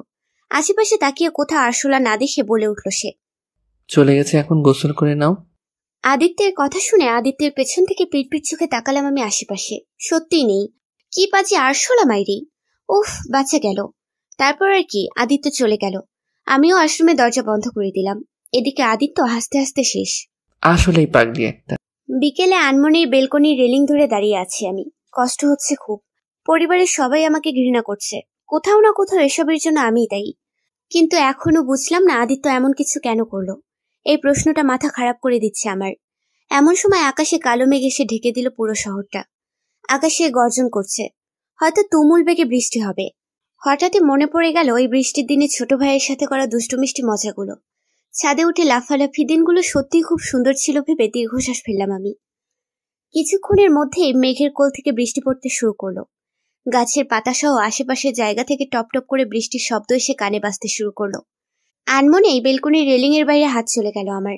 বৃষ্টি বরাবরই পছন্দের আমার, আজকেও ভালো লাগছে। বেলকনিতেও বৃষ্টির পানি ছিটকে আসছে ভিতরে। বৃষ্টিতে ভিজে যাচ্ছি আমি। হুট করেই ঠোঁটের কোণে এক চিলতে হাসি ফুটে উঠলো। আনমনেই দাঁড়িয়ে আছি আমি, আর বৃষ্টি এসে ভিজিয়ে দিচ্ছে আমার পুরো শরীর। চোখ বন্ধ করে বৃষ্টির পানি গায়ে মাখাচ্ছি আমি। এদিকে আদিত্য রুমে ঢুকে দেখলো পুরো রুম অন্ধকারে ঢেকে গেছে, তবে বাহিরের মৃদু আলোতে সবটা দেখা যাচ্ছে। আশেপাশে তাকিয়ে কোথাও আরশি দেখলো না আদিত্য। হঠাৎই তার চোখ গেল বেলকনির দিকে। মৃদু আলোতে আদিত্য হেঁটে চলল আরশির কাছে। পুরনো কথাগুলো সব ভেসে আসছে সামনে। পরিবারের কথা ভেবে কষ্ট হচ্ছে। আবার আদিত্যের অবহেলাগুলোও সব একে একে বেরিয়ে আসছে। চোখ বেয়ে পড়ছে পানি। কেন এমন হলো? আমি তো ভুল কিছু করিনি। আনমনেই ভালোবেসেছিলাম আদিত্যকে। আর ভালোবাসা মানুষকে এত কষ্ট দেয় জানা ছিল না আগে। ভিতরে ভিতরে জ্বলে পুড়ে ছারখার হয়ে যাচ্ছি আমি। বৃষ্টির পানি আর চোখের পানি মিশে এক হয়ে যাচ্ছে। হুট করেই কেউ পেছন থেকে হাত দিল কাঁধে। হঠাৎ কি হলো জানা নেই। হুট করেই তাকে শক্ত করে জড়িয়ে ধরলাম আমি। তারপর কেঁদে কেঁদে বলে উঠলাম আমি, কেন এমন করলে তুমি? আমি তো শুধু ভালোবেসেছিলাম তোমায়। হাজার হাজার স্বপ্ন বুনেছিলাম তোমায় নিয়ে। তোমায় তো শুধু ভালোই বেসেছিলাম। আর ভালোবাসলে বুঝি এত কষ্ট পেতে হয়? কেন এমন করলে আদিত্য? টুকরে কথাগুলো বলে কেঁদে উঠলাম আমি আদিত্যকে জড়িয়ে ধরে। এদিকে আরশের প্রশ্নের উত্তর কি দিবে জানা নেই আদিত্যের। এতক্ষণ চুপটি করে শুধু আরশের কথাগুলো শুনতেছিল আদিত্য। সে জানে সে ভুল করেছে, বড় ভুল করে বসেছে। তার নিজেকে বুঝতে অনেকটা দেরি হয়ে গেছে। আর তার এই ভুলের জন্য সে নিজেও কষ্ট পাচ্ছে, আর আরশিকেও কষ্ট দিচ্ছে। কিছু না বলে আদিত্য আরশিকে শক্ত করে জড়িয়ে ধরল। দুজনেই বৃষ্টির পানিতে ভিজে যাচ্ছে, কিন্তু সেদিকে তাদের কোনো হুঁশ নেই। আনমনে দুজনে দুজনকে জড়িয়ে ধরে দাঁড়িয়ে আছে। দুজনের মনে কষ্ট আছে, কারোটা প্রকাশ পাচ্ছে আর কারোটা বুকের গহীন অতলে ডুবে আছে। হয়তো কোন একদিন প্রকাশ পাবে, হয়তো না। রাত 11টা। কাঁথা মুড়ি দিয়ে গুটিসুটি মেরে ঘুমিয়ে আছে আরশি, আর তার পাশে তার হাত শক্ত করে ধরে আছে আদিত্য। নিজেকে খুব অপরাধী মনে হচ্ছে তার। কিন্তু সে কি করত? যদি সত্যি সত্যি আরশির অন্য কারোর সাথে বিয়ে হয়ে যেত, তাহলে সে কি করে বাঁচত? ছোটবেলা থেকেই সে একা থাকে। হঠাৎ যখন কাউকে নিয়ে বাঁচতে যাচ্ছে, তখনই সে দূরে সরে যাচ্ছে কেন? উত্তর মেলে না আদিত্যের। সূর্যের ফুরফুর আলোতে ভরে গেছে চারপাশ। সূর্যের হালকা তাপ মিশানো রোদ্দুর এসে পড়েছে আদিত্যের মুখে। বিছানায় মাথা দিয়ে আরশির হাত জড়িয়ে ধরেই কাল রাতে বসে বসেই ঘুমিয়ে পড়েছিল সে। ধীরে ধীরে চোখ খুলল আদিত্য। এখনো ঘুমের রেশ কাটেনি তার। চোখ খুলে আরশির ঘুমন্ত ফেসের দিকেই তার চোখ আটকে গেল। আনমনে আদিত্যের হাত চলে গেল আরশির গালের কাছে। গালে হাত রাখতে চমকেছে আদিত্য, কারণ আরশির গাল প্রচন্ড বেগে গরম। অসময় বৃষ্টিতে ভিজলে যা হয় আর কি। আদিত্য নিজের হাত সরিয়ে আরশির কপালে হাত দিল। তারপর নিজের কপালে হাত দিয়ে তাপমাত্রা দেখতে লাগলো। আদিত্য বুঝে কালকে বৃষ্টিতে ভিজে আরশির জ্বর এসেছে। আদিত্য বিছানা থেকে উঠে একটা বাটিতে করে পানি নিল। তারপর শুকনো কাপড় ভিজিয়ে আরশির কপালে জলপট্টি দিতে লাগলো। তারপর নিজের ফোনটা বের করে ডাক্তারকে কল করলো। কিছুক্ষণের মধ্যেই ডাক্তার চলে আসলো। আরশিকে দেখে কিছু ওষুধের নাম লিখে দিল, আর কয়েক ঘন্টা পর পর মাথায় জলপট্টি দিতে বলল। আদিত্য তার লোকেদের বলে ওষুধ আনিয়ে নিল। টিপ টিপ চোখ মেলে তাকালাম আমি। অসম্ভব ক্লান্ত লাগছে। চোখ দিয়ে মনে হচ্ছে পানি পড়ছে আপনা আপনি। চোখ দুটো জ্বলছে ভীষণ। আমি ভুলে গেছি কালকের বৃষ্টিতে ভেজায় পরিণত হয়েছে এমনটা। হঠাৎই মনে হলো কপালে ঠান্ডা ঠান্ডা রেশ বয়ে যাচ্ছে। হুট করে উঠে বসলাম আমি। কপাল থেকে সরিয়ে কিছুক্ষণ নিশ্চুপভাবে বসে রইলাম। এমন সময় দরজা খুলে হাতে স্যুপ নিয়ে রুমে ঢুকলো আদিত্য। আমায় এভাবে বসে থাকতে দেখে দ্রুত এগিয়ে এসে স্যুপের বাটি পাশের টেবিলে রাখতে রাখতে বলল, বসছো কেন? শুয়ে থাকো। নিশ্চুপ ভঙ্গিতে আদিত্যের মুখের দিকে তাকালাম আমি। আদিত্য আমার চাহনি দেখে বলে উঠল, আমি জানি তুমি খুব ক্লান্ত, তাই চুপটি করে শুয়ে থাকো, আমি তোমায় খাইয়ে দিচ্ছি। আচ্ছা ওয়েট। এই বলে আদিত্য আমায় ধরে পেছনে একটা বালিশ দিয়ে শুয়ে দিল। আদিত্যের কাজে অবাক আমি। কি করতে চাইছেন উনি? হুট করে আদিত্য সুপের বাটি হাতে নিয়ে বলল, হা করো। অবাক চোখে তাকালাম আদিত্যের দিকে। আমার চাহনি দেখে আদিত্য বলে উঠল, কি হলো? হা করতে বলেছি, আমার মুখের দিকে তাকিয়ে থাকতে বলিনি। ছলছল চোখে তাকালাম আমি আদিত্যর দিকে। হুট করে আদিত্য মুখের ভিতর স্যুপ দিয়ে দিল। আমি অবাক হয়ে আনমনে খেতে শুরু করলাম। কিছুক্ষণ যেতেই মুখ ঘুরিয়ে নিলাম আমি। আদিত্য আমার কাজ দেখে রেগে বলে উঠল, সবটা খেতে হবে? আর খেতে ইচ্ছে করছে না। সেটা বললে তো শুনছি না। এক প্রকার জোর করে আদিত্য পুরো স্যুপ খাইয়ে দিল আমায়। তারপর রুমাল দিয়ে মুখ মুছিয়ে দিয়ে ঔষধ খাইয়ে দিয়ে আমায় শুয়ে দিয়ে চলে গেল আদিত্য। আমি অবাক চোখে তাকিয়ে রইলাম আদিত্যের দিকে। এত বদলে গেল কি করে? রাগ অভিমান দুটোই হচ্ছে এই মুহূর্তে। যদি বদলানোরই ছিল আগে কেন বদলালে না তুমি? সারা দিনটাই আদিত্যের সেবায় কেটে গেল। অদ্ভুত লাগলো সবকিছু। আদিত্য বদলে গেছে। তাহলে কেউ আমায় ভালোবাসে নাকি অন্য কিছু? মস্তিষ্কের কোনো প্রশ্ন এসে নাড়া দিল। উত্তরটা শুধু আদিত্যই দিতে পারবে। রাত 2টা। ক্লান্ত শরীর নিয়ে বিছানা থেকে উঠে বসলাম আমি। আদিত্য পাশেই বসে ঘুমিয়ে আছে। অদ্ভুত এক মায়া আদিত্যের মুখে। সারাদিন ঘুমিয়ে থাকলে কি আর রাতে ঘুম আসে নাকি? তারপরও জ্বর। কোনো কিছু ভালো লাগছে না। হঠাৎই মায়ের কথা খুব মনে পড়ে গেল আমার। আগে জ্বর আসলে মাকে সারা রাত জড়িয়ে ধরে ঘুমিয়ে থাকতাম। বড্ড মন খারাপ হচ্ছে এখন। আস্তে আস্তে বিছানা থেকে উঠে দাঁড়ালাম আমি। চারিদিকে আধো অন্ধকার ঢেকে গেছে। জানালা ভেদ করে রাতের মৃদু আলো আসছে রুমে। ক্লান্ত মাখা শরীর নিয়ে আস্তে আস্তে হেঁটে জানালার পাশে দাঁড়ালাম আমি। আকাশটা পুরো পরিষ্কার। কোথাও কোনো তারার রেখা নেই। আনমনে আকাশের দিকে তাকিয়ে আছি আমি। এদিকে আদিত্য আচমকাই ঘুম ভেঙে যায় তার। আবছা চোখে পাশে আরশিকে না দেখে ঘাবড়ে আতকে উঠল সে। লাফ মেরে বিছানা থেকে উঠে দাঁড়ালো সে। চারপাশে চোখ বুলিয়ে জানালার পাশে আরুষিকে দেখতে পেয়ে স্বস্তির নিঃশ্বাস ফেলল সে, যেন তার আপন মনে প্রাণ ফিরে পেয়েছে। এই জন্যই বলা হয়েছে, কারো মায়ায় জড়িও না প্রিয়। প্রিয় মানুষটা একটু চোখের আড়াল হলেই দম বন্ধ হওয়ার পরিণতিতে চলে যায়। বরাবরই আদিত্য ভালোবাসা কি জানা ছিল না তার, তাই হয়তো এখন একটু বেশি ভয় হয় তার। হুট করে আদিত্য দৌড়ে গিয়ে পিছন থেকে জড়িয়ে ধরল আরুষিকে। আচমকা কেউ জড়িয়ে ধরাতে ঘাবড়ে গেলাম আমি, শরীর কাঁপছে আমার। তুমি এখানে দাঁড়িয়ে আছো? জানো তোমায় না দেখতে পেয়ে কতটা ভয় পেয়ে গিয়েছিলাম আমি। আদিত্যের মুখের কথা শুনে কি উত্তর দেব ভুলে গেছি। অনেক কিছু বলতে ইচ্ছে করছে, কিন্তু শরীর সেটা যাচ্ছে না। আর কিছুক্ষণ দাঁড়িয়ে থাকলেই হয়তো আমি মাথা ঘুরে পড়ে যাব। আনমনে আদিত্যকে বলে উঠলাম আমি, আমায় বিছানায় নিয়ে চলুন। না, ঘুমিয়ে ওখানে কি করছিলে তুমি? ভালো লাগছে না আমার, ঘুমাবো আমি। বিনিময় আদিত্য কিছু বলল না আরুষিকে, চুপটি করে বিছানায় শুয়ে দিল সে। কষ্ট তারও হচ্ছে, আরুষির বলা কথাগুলো তার হৃদয়কে ক্ষত বিক্ষত করে দিচ্ছে। তারপরও কিছু বলতে পারছে না, কারণ এটা তার প্রাপ্য। কিছুক্ষণের মধ্যে আরুষি ঘুমিয়ে পড়ল। আদিত্য আরুষির মাথায় হাত বুলাতে বুলাতে সেও ঘুমিয়ে পড়ল। মাঝখানে কেটে গেল অনেকগুলো দিন। এই কয়েকদিন আদিত্য অনেক যত্ন নিয়েছে আরুষির। সারা দিন রাত আরুষির সুস্থতার জন্য সব করে গেছে সে। এখন আরুষি পুরোপুরি সুস্থ। আদিত্য ভেবেছে আজকে আরুষিকে তার মনের কথা বলে দিবে। তারপর আরুষি যা করে, তার বিশ্বাস আরুষি তাকে ক্ষমা করে দিয়ে সব আবার আগের মতো করে ফেলবে। একগুচ্ছ গোলাপ কিনে গাড়ি ড্রাইভ করছে সে। মনটা ফুরফুরে লাগছে তার। অনেক দিনের ইচ্ছে আজ পূরণ করে ফেলবে সে। বিছানায় বসে আছি আমি, হাতে ফোন। উদ্দেশ্য হলো বাড়িতে একটা ফোন করা। কতদিন হয়ে গেছে বাড়ির কারোর সাথে না কথা হয়েছে না দেখা হয়েছে। খুশি মনে ফোনটা তুলে বাড়িতে একটা ফোন করলাম আমি। প্রথম কলে কেউ ফোন তুললো না, আবারও ফোন করলাম আমি। ওপাশ থেকে এসে ছোট ভাই রোহান ফোন ধরে বলল, হ্যালো। আমি খুশি হয়ে বললাম, ভাই আমি, কেমন আছিস তুই? তুমি কেন ফোন দিয়েছো আপু? রুহানের কথা বুকের ভেতরটা ধক করে উঠল আমার। আমি শান্ত মনে বলে উঠলাম, ভাই এইভাবে কথা কেন বলছিস? আম্মুকে ফোন দে। আপু, তোমার জন্য আব্বু আম্মুকে অনেক মেরেছে, তুমি এমন কেন করলে? রুহানের কথা শুনে কষ্ট হচ্ছে এখন। আমি কাঁদতে কাঁদতে বলে উঠলাম, বিশ্বাস কর ভাই, আমি কিছু করিনি। এমন সময় রুহানের কাছ থেকে ফোন নিয়ে আব্বু ধমকের স্বরে বলে উঠল, কোন সাহসে তুমি আমাদের ফোন দিয়েছো? তোমাকে বলে দিয়েছি না আমাদের কাছে তুমি মৃত? বাবা। আর কিছু বলা বা শোনার আগে আব্বু ফোনটা কেটে দিল। অপর পাশ থেকে আরুষি বেশ কয়েকবার হ্যালো করলো, কেউ শুনলো না তার আর্তনাদ। আরুষি কাঁদতে কাঁদতে বলে উঠল, কি করে বোঝাই তোমাদের আমি কিছু করিনি? চেঁচিয়ে কাঁদতে লাগলো আরুষি। বিছানা চাদর উলট পালট করে ফেলেছে সে। যন্ত্রণায় বুক ফেটে যাচ্ছে তার। ছোট ভাইটাও তার সাথে খারাপ ব্যবহার করেছে, যেটা মোটেও মেনে নিতে পারছে না আরুষি। এদিকে কিছুক্ষণ পর আদিত্য রুমে ঢুকে রুমের অবস্থা দেখে চমকে উঠল। আরুষির সামনে গিয়ে বলল, এসব কি করছো তুমি? কি হয়েছে? আদিত্যের কথা শুনে রেগে যায় আরুষি। আদিত্যের কলার চেপে ধরে চেঁচিয়ে বলে উঠল সে, এমন কেন করেছেন আপনি? আপনার জন্য আজ আমার এই অবস্থা। কে বলেছিল এইভাবে বিয়ে করতে? শুধুমাত্র আপনার জন্য আজ আমার পুরো পরিবার আমায় ঘৃণা করছে। কেউ আমার সাথে কথা পর্যন্ত বলতে চাচ্ছে না। কি ভুল ছিল আমার? আপনি চেয়েছিলেন আমি আপনার লাইফ থেকে সরে যাই, সরে এসেছি। তাহলে কেন এমন করলেন?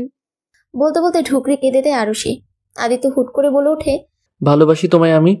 আদিত্যের কথা শুনে হাসলো আরুষি। তারপর বলে উঠল, ভালোবাসেন? হাসালেন তো মিস্টার আদ্রিয়ান আহমেদ আদিত্য। আপনার মুখে ভালোবাসার কথা মানায় না। যে আমার মৃত্যুর কথা শুনে ভয় পায় না, সে আর যাই হোক আমায় ভালোবাসতে পারে না। কেন বুঝতে পারছো না? আমি সত্যি কথা বলছি। আপনাকে আমার কিছু বোঝাতে হবে না। বেরিয়ে যান রুম থেকে। আমার আপনাকে সহ্য হচ্ছে না। বেরিয়ে যান বলছি। আমার কথাটা তো শোনো। আমি আপনার কোনো কথা শুনতে চাই না। বেরিয়ে যান। আদিত্য আর কিছু বলতে পারলো না, রুম থেকে বেরিয়ে যায় সে। আর আরুষি চেঁচিয়ে কেঁদে উঠল। ভুল করেছে সে, আদিত্যের মতো একটা মানুষকে ভালোবেসে। আরুষির বলা কথাগুলো সে ছুরির মতো আঘাত করেছে আদিত্যের বুকে। না, সে কিছু বলতে পারছে না, না সহ্য করতে পারছে। আদিত্য একটা রুমে ঢুকে সজোরে গোলাপ ফুল ছিটকে ফেলে দিল। অনেকগুলো ড্রিঙ্কের বোতল নিয়ে বসে পড়লো নিচে। তারপর একটা ছবির দিকে তাকিয়ে বলে উঠল সে, কেন সবসময় আমার সাথে এমনটা হয় মা? যখনই ভাবি নিজেকে গুছিয়ে নিব তখনই কেন সবকিছু এলোমেলো হয়ে যায় কেন? কথাগুলো বলতে বলতে ড্রিঙ্ক করছে আদিত্য। তার যে খুব কষ্ট হচ্ছে, বুকের ভেতর ছাড়খাড় হয়ে যাচ্ছে। অন্ধকার রুমে লাগাতার ড্রিঙ্ক করে যাচ্ছে আদিত্য। চোখ পুরো লাল বর্ণ ধারণ করেছে তার। নেশা হয়ে গেছে প্রচুর। তারপর আদিত্য ড্রিঙ্ক করা থামাচ্ছে না, কারণ তার কষ্ট কমছে না। একের পর এক মদের বোতল খালি করছে সে। এক পর্যায়ে নিচে শুয়ে পড়ে আদিত্য। বিছানায় অগোছালো অবস্থায় শুয়ে আছি আমি। কোনোভাবেই ঘুম আসছে না। কষ্ট হচ্ছে খুব। একদিকে আদিত্য, অন্যদিকে পরিবার। দুই দিকে কষ্ট দিচ্ছে আমায়। আচ্ছা, আদিত্য তো বলছে আমায় ভালোবাসে, তাহলে আমি কেন এখন মেনে নিতে পারছি না তাকে? উফ, ভালো লাগছে না কিছু।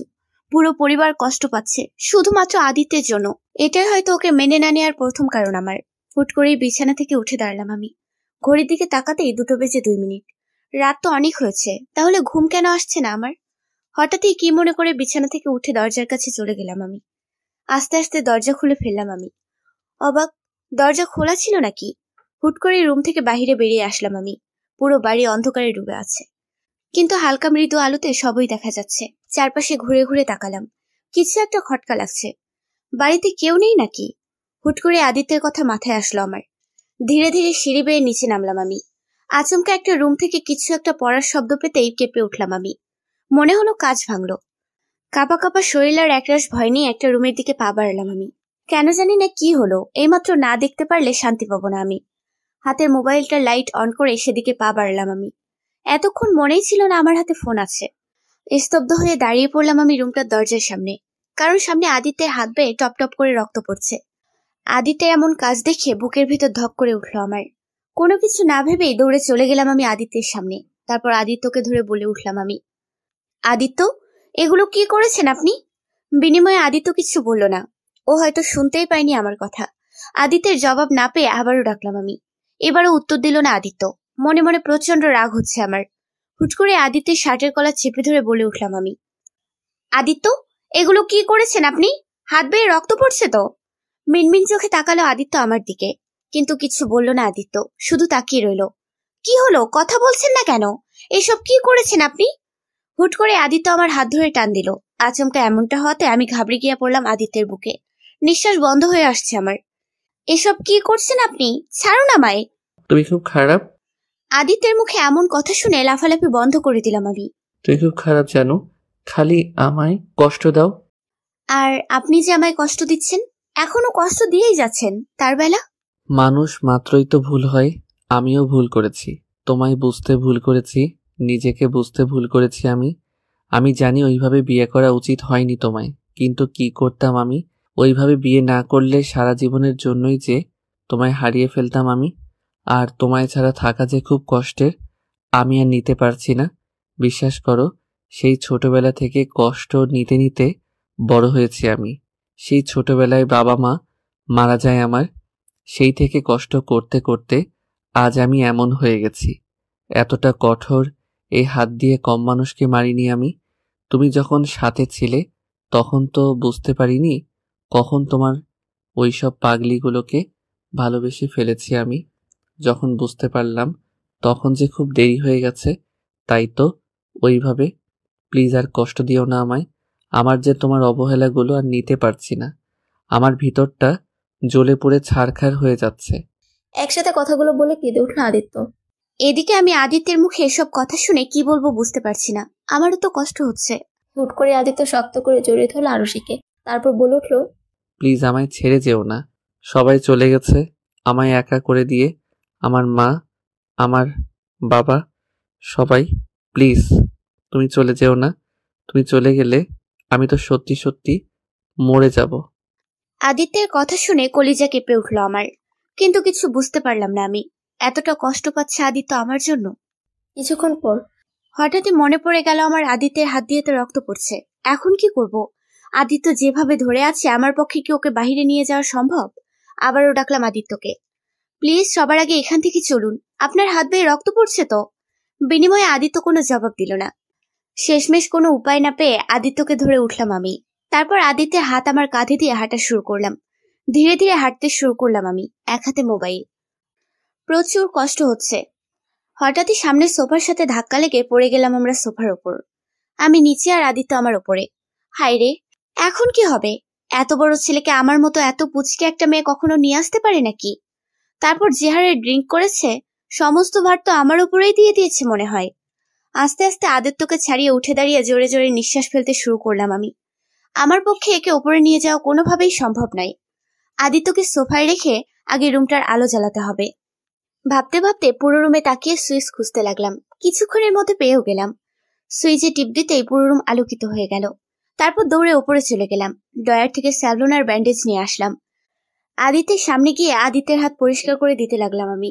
সূর্যের ফুরফুর আলোতে ঘুম ভাঙল আদিত্যের। মাথাটা অসম্ভব ভার হয়ে আছে তার। ধীরে ধীরে উঠে বসতে নিল সে। আচমকা হাত আটকে যায় তার। সামনে ঘুরে তাকিয়ে আরুষিকে দেখে অবাক হয় সে। পরক্ষণে আরুষির মায়াবী মুখ দেখে ঠোঁটে মুচকি হাসি ফুটে ওঠে তার। আদিত্যের হাত ধরে বসে বসে ঘুমিয়ে পড়ে সে। আনমনি আদিত্যের হাত চলে যায় আরুষির কপালে থাকা চুলের দিকে। হাত দিয়ে সরিয়ে কানের পাশে গুছিয়ে রাখলো আদিত্য। আদিত্যের হাতের স্পর্শে হালকা নড়ে উঠল আরুষি। আরুষিকে নড়তে দেখে আদিত্য চোখ বন্ধ করে আবার শুয়ে পড়ল। হুট করে ঘুম ভেঙে গেল আমার। চোখ মেলে দেখলাম আদিত্য এখনো ঘুমোচ্ছে। আনমনে উঠে দাঁড়ালাম আমি। আদিত্যের কপালে হাত দিতেই আদিত্য চোখ মেলে তাকালো। আচমকা এমনটা হতে কিছুটা ঘাবড়ে গেলাম আমি। কোনো কিছু না বলে সরে আসতে নিলাম আমি। সাথে সাথে আদিত্য উঠে বসে বলল, আমাকে ভালোবাসো? সকাল সকাল আদিত্যর মুখে এমন কথা শুনে অবাক হলাম আমি। তারপর বলে, না বাসি না, আপনাকে ভালোবেসে আমার কি লাভ, বলে হনহন করে চলে গেলাম আমি। আমি জানি তুমি আমায় এখনো ভালোবাসো। এখন একটু অভিমান করে আছো, ঠিক আছে। আজ থেকে তোমার অভিমান ভাঙানোর দায়িত্ব নিলাম আমি। রাতে বিছানায় বসে আছি আমি। এমন সময় হুট করে আদিত্য রুমে এসে কোলে তুলে নিল আমায়। আদিত্যের এমন কাজে অবাক হলাম আমি। ঘাবড়ে গিয়ে আদিত্য শার্টের হাতা খামচে ধরে বললাম, কোথায় নিয়ে যাচ্ছেন আমায়? বিনিময়ে আদিত্য কিছু বলল না, কোলে করেই হাঁটা শুরু করলো সে। আর আমি অবাক চোখে তাকিয়ে রইলাম তার দিকে।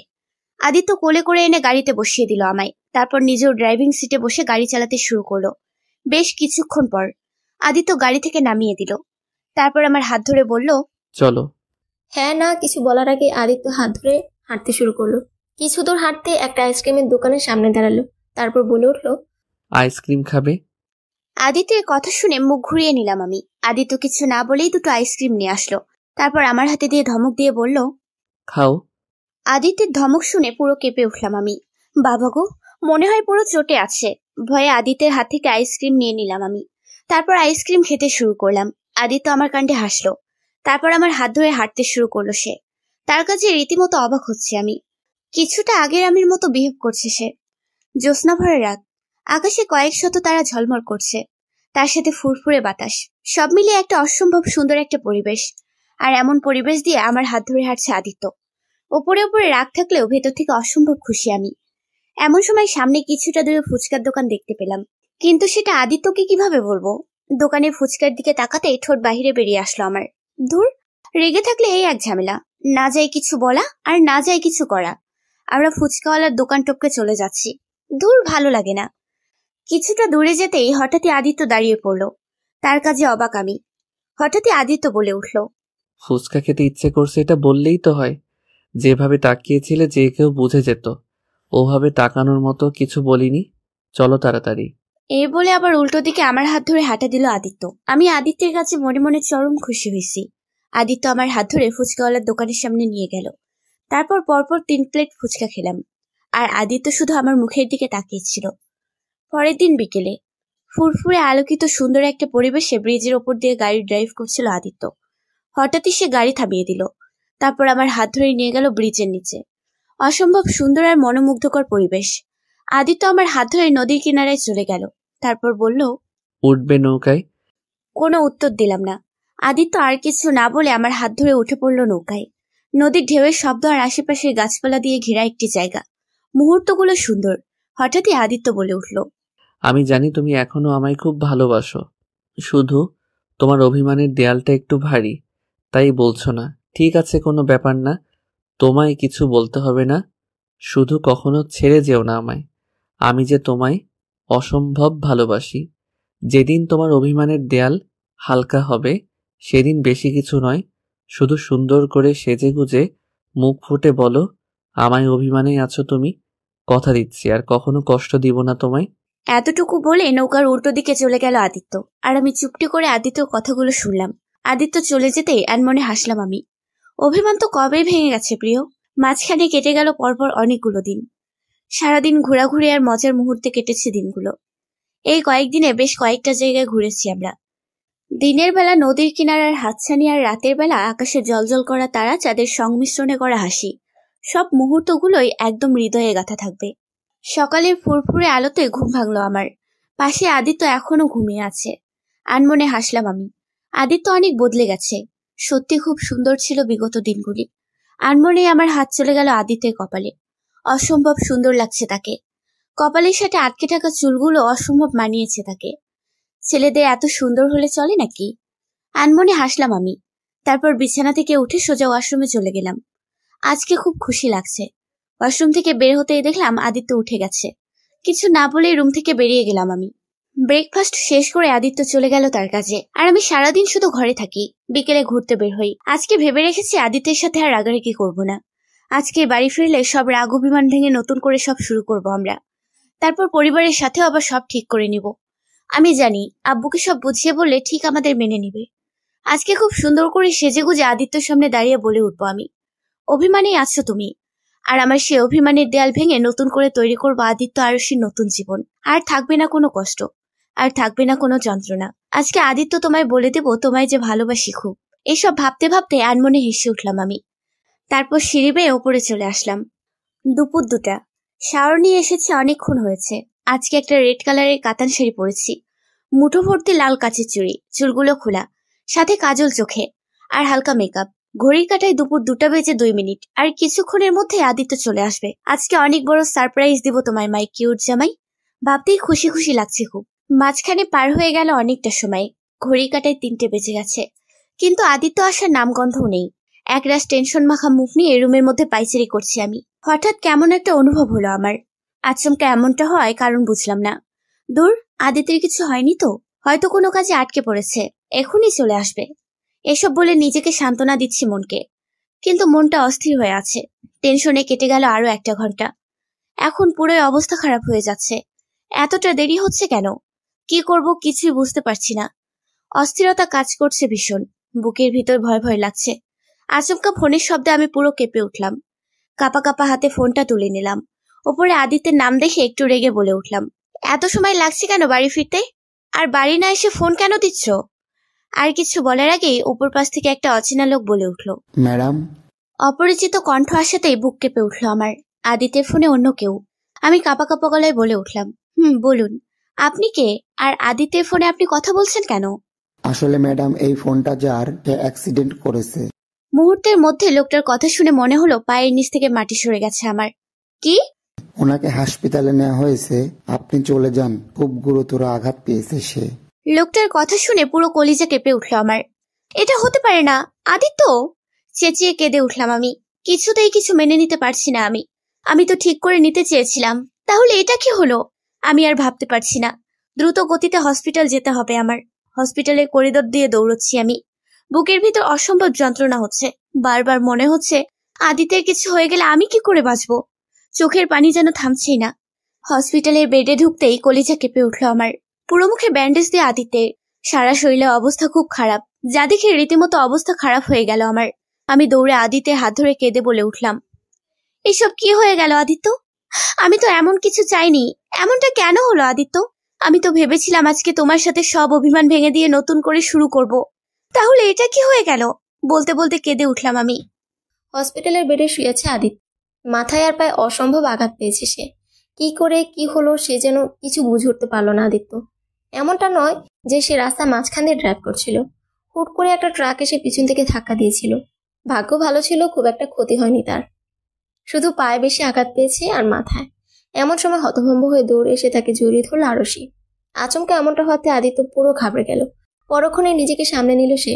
আরশি কেঁদে বলে উঠল, 2 মিনিটের জন্য আমার জানটা বেরিয়ে যাচ্ছিল, আর তুই এখানে আরামে শুয়ে আছিস? আরশির কথা শুনে আদিত্য অবাক হয়ে বলল, কি মানে? কিছুক্ষণ আগে ভুল পেশেন্টের কাছে গিয়ে কান্নাকাটি করছিলাম আমি। আরশির কথা শুনে আদিত্য হাসবে না কাঁদবে বুঝতে পারছে না। এবার তাহলে ফ্ল্যাশব্যাকে যাওয়া যাক।